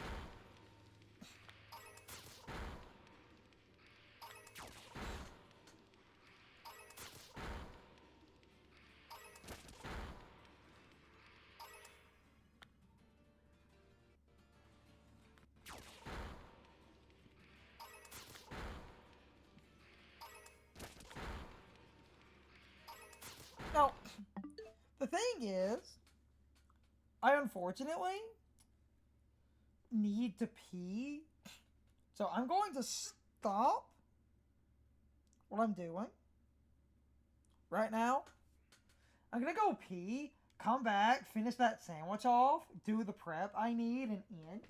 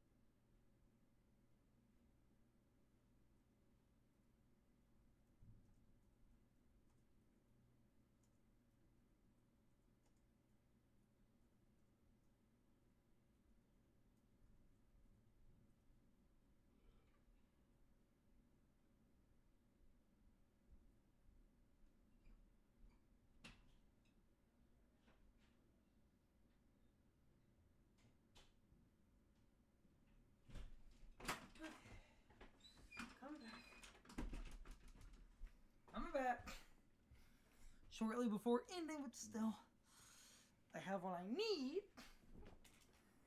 But I'm ending when I do my prep for next time. And then when I get my shinies and stuff, I can do EV training and everything. Off recording.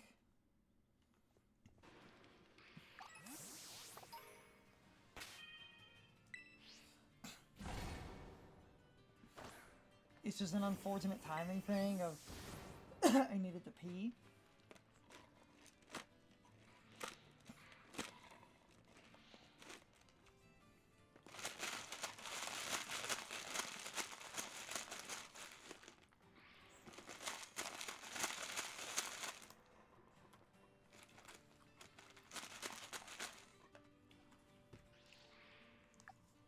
Yeah, okay, roll over, it's fine.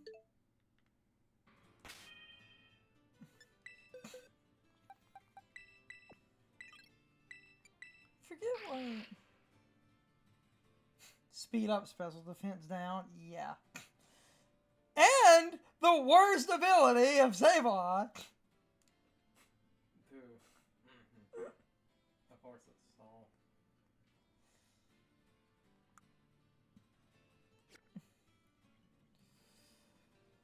I can make adjustments.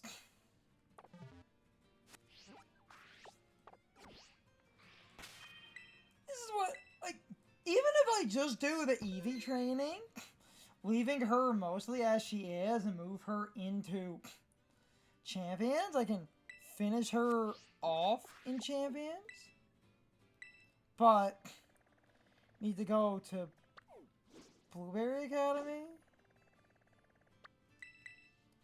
Snagworth, I believe, hangs out here.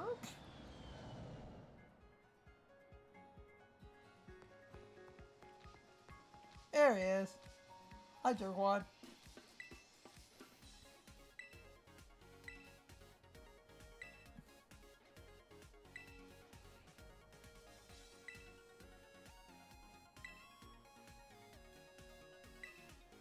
I've never actually talked to this man because I've never needed to.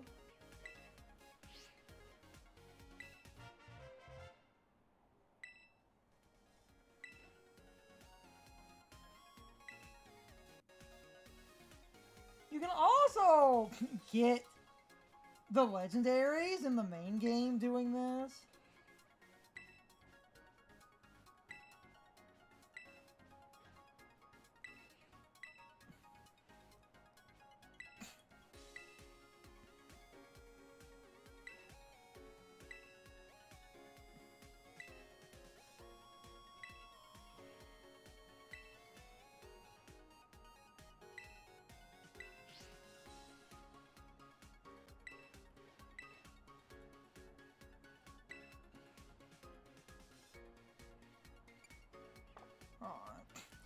I need to figure out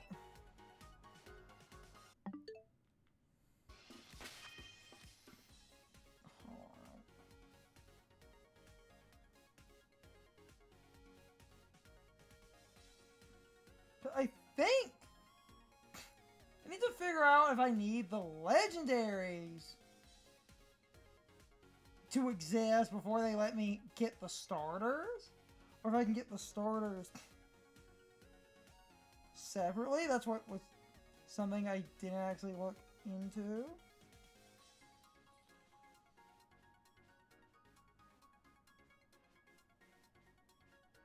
Hold on.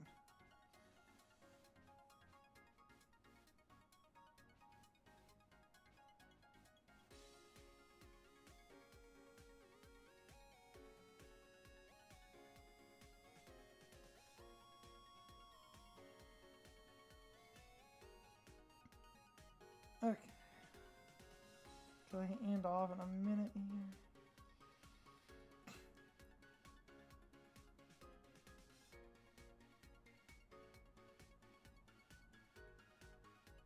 So I thought you had to...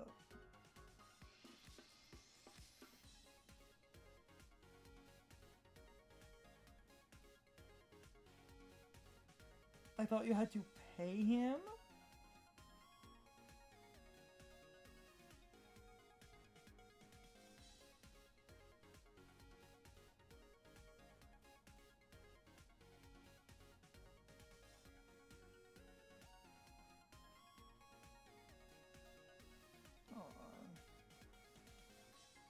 Let me just figure this out. Because I know you can encounter the starters in this DLC, and I thought you had to pay him to get them to show up. If it's not him, it might be the clubhouse.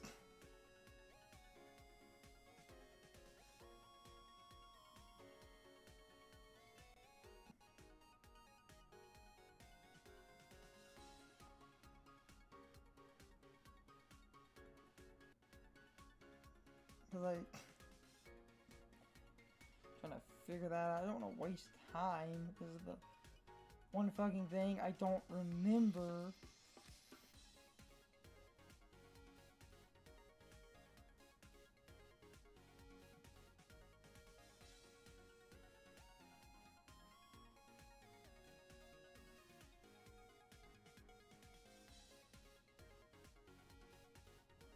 If I end in a second,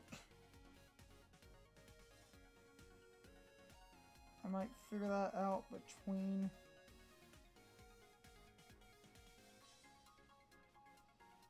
streams. Alright.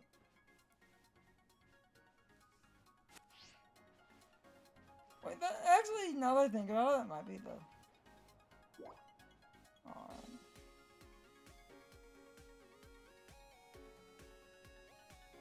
Alright. I'm gonna close and reopen the games and I'll interact with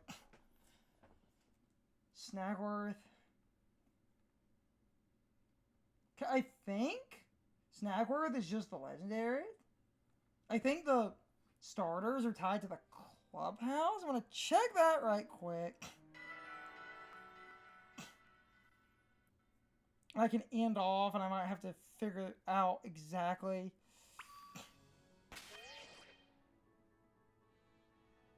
This is back to my other save.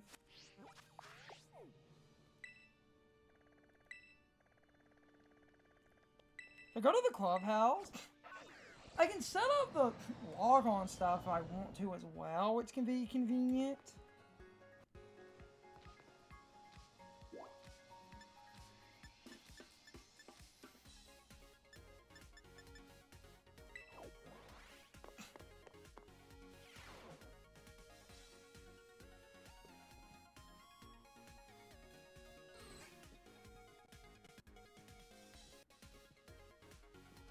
I think you have to come.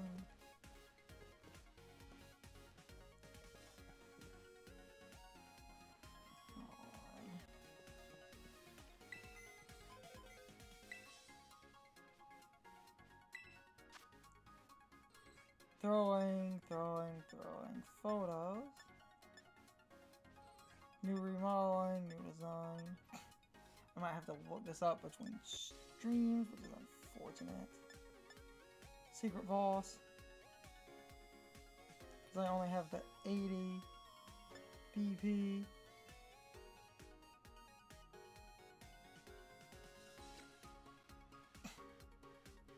So I might just end and have to look up. Because I don't want to waste time. It's just the one thing I wasn't familiar with. Because I know you can get the starters.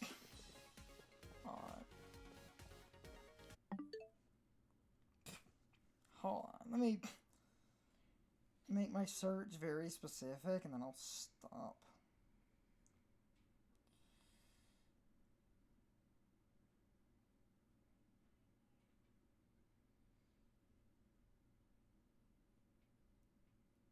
Stop wasting time. This was just a quick thing.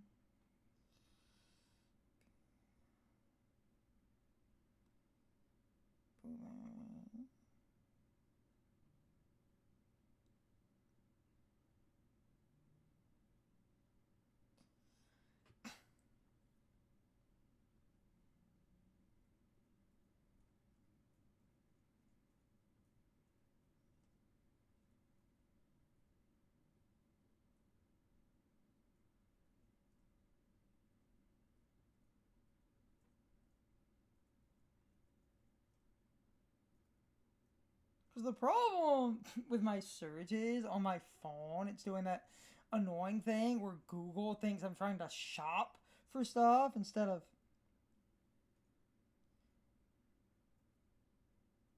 telling me what info I need. They're trying to get me to shop for crap. So my Trico search on my phone before I end off, instead of linking to how to get Trico in game, it's linking to Trico merch.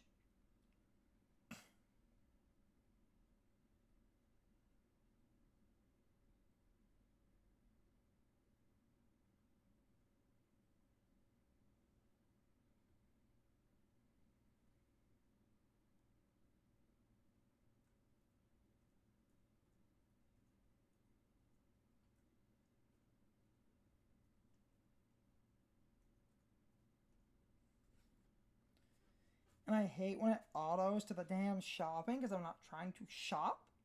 So I might have to Google that on my computer because it was about to end. Because I'm not trying to buy stuff, but it's just doing the, oh, it swapped to the shopping mode.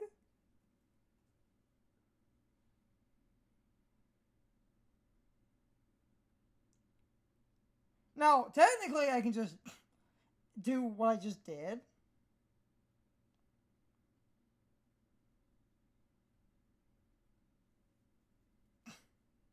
And I got it out of the shopping mode. Starters in the terrarium.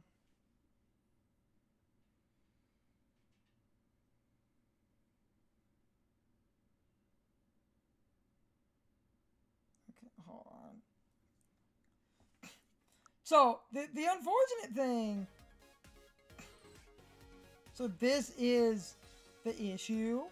And I was unfortunately right about something. So when I stream later, it's not going to be a shiny hunt. It's going to be BP grinding. Because to get...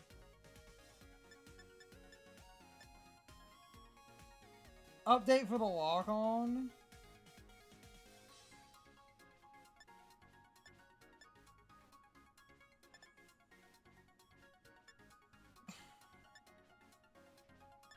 Okay.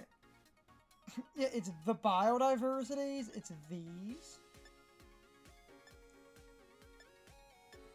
So I need the 3,000. So I'm going to have to BP grind later. Before I can do my hunt.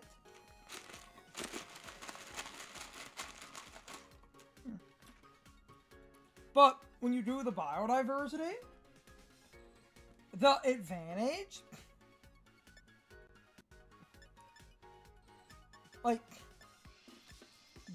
while these are 3,000, they at least give you the full groups, so you don't have to keep getting individual clusters.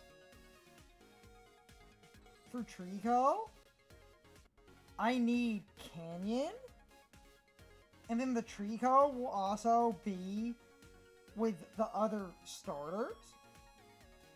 So, if I get some of those other starters to pop up and they're shiny, that'll be a fun additional. So I need points for Canyon then. So I don't have the 3,000. Okay, so I thought that worked.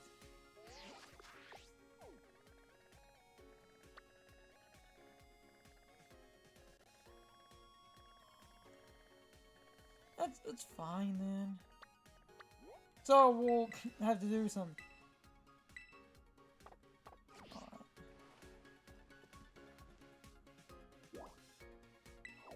I'll fly over there and I'll stop.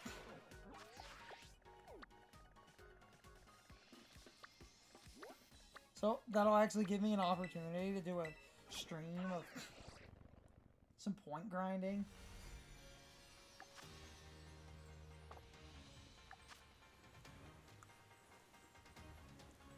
Make yourself a TM. Take a photo of a wild Pokemon. Successfully sneak up on one Pokemon and surprise them with a battle.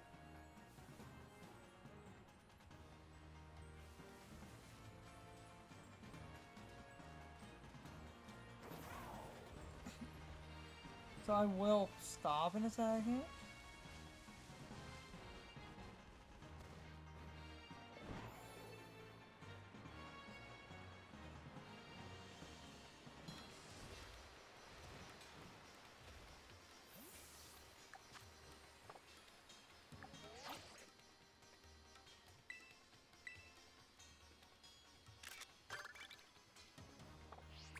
I can delete the screenshot later.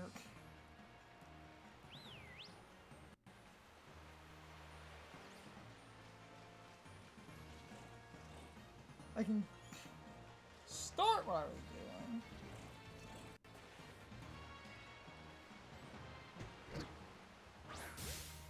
If you get a battle from behind, that's how you do the called off guard. You don't even have to battle.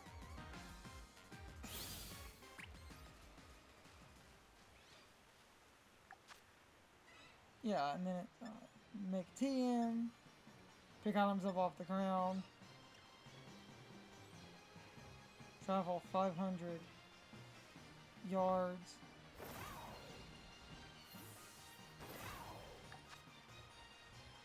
$25, $30.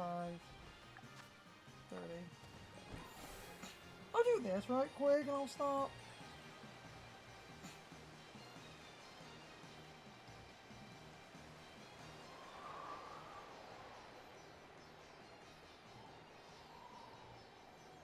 If I just fly around, I can get the one thing and we'll just...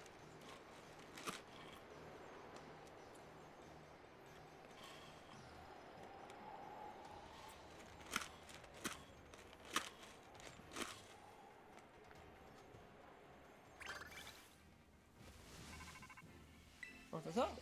Yeah. You want me to access the entry level? Yeah, okay. That's what I was trying to get. I'm glad I did this before the main grinding stream. Catch one Pokémon. Pick up items, make yourself a TM. Yeah.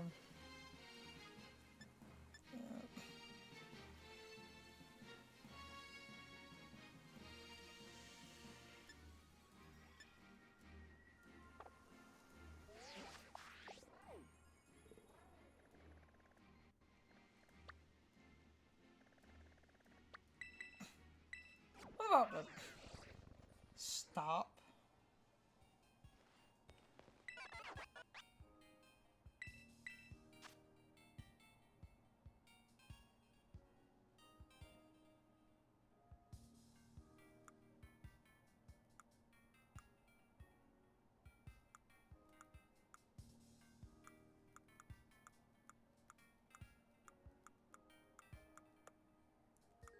I might quickly make a TM. Actually, hold on.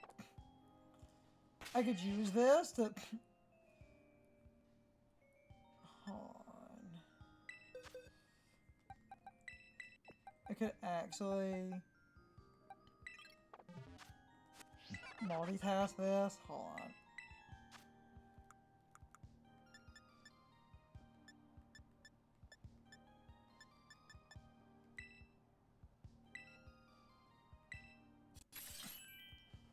She needed this move anyway.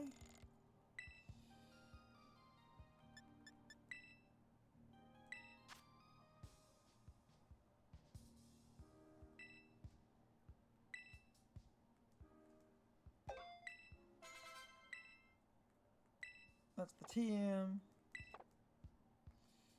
Yeah. Defeat wild Pokemon using auto battle.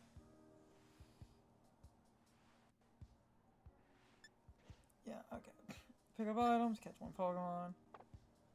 I'm about to stop.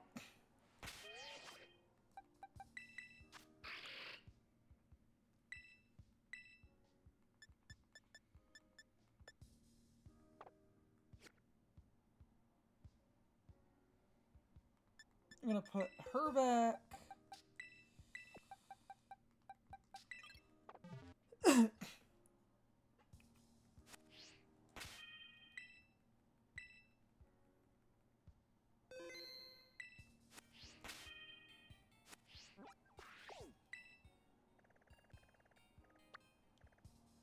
didn't actually check her size.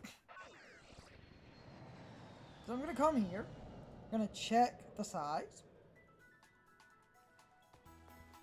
And I'm ending stream. So the next stream will actually be some blueberry point grinding. So I can get to my Trico hunt. I'm just curious. A little bit bigger than average. Oh, neat. Okay. Save. Save again. Save one more time because I'm insane.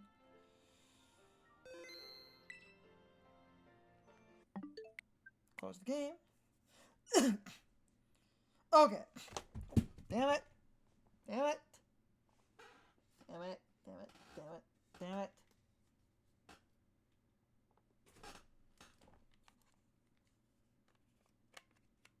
Alright.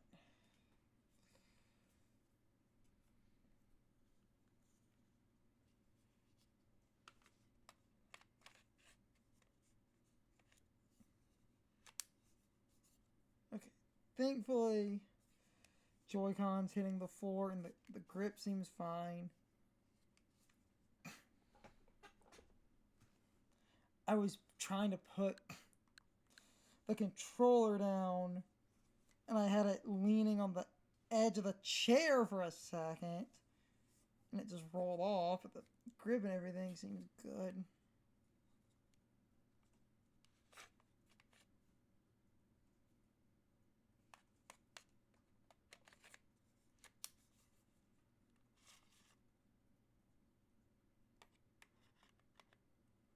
Yeah, Joy-Con seemed fine enough.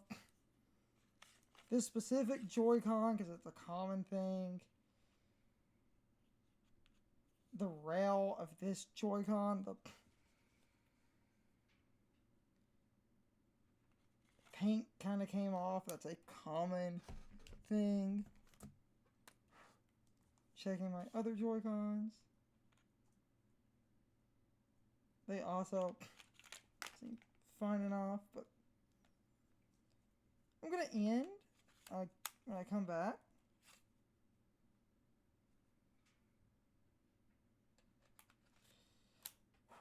Later,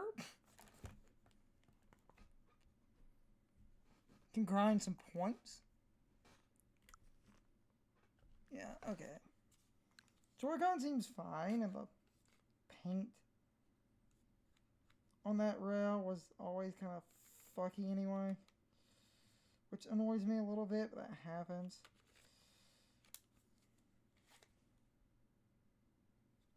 Okay. Anyway, put the controller down, do my outro stuff. This hunt is going on YouTube, so I'm going to combine my outros fully. I basically, as I always say, become the beggar and the vagabond, where I'm standing on the street corner. I flip over an empty hat. I have an empty guitar case, and I shake my cup of change. Like, comment, and subscribe. Can you spare a like? Comment and subscribe. That's the YouTube version. For Twitch, while I'm shaking my cup of change. Follow. Can you spare a follow? That really does help for YouTube. Big uploads that attract people.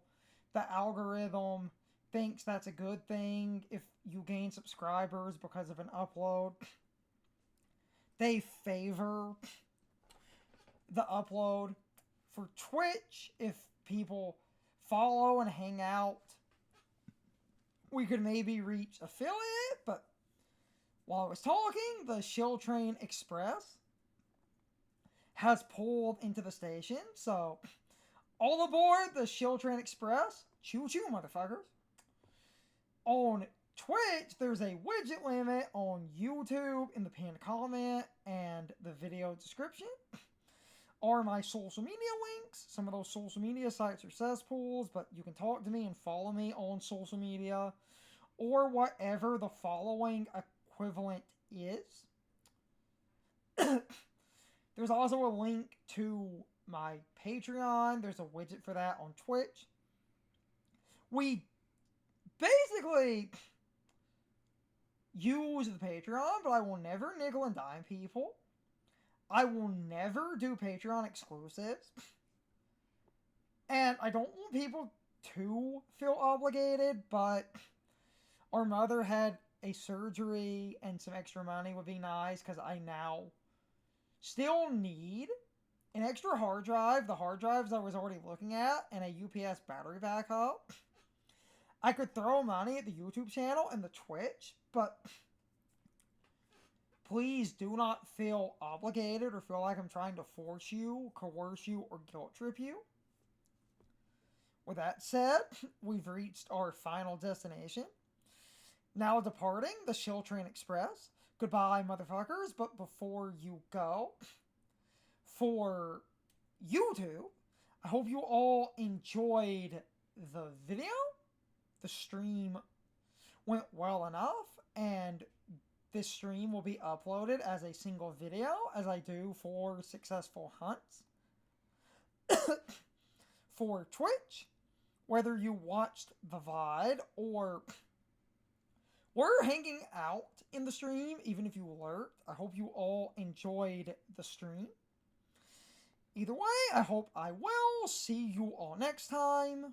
So as always, good morning, good afternoon, good evening, and good night, everybody. I hope you come back someday. See you later.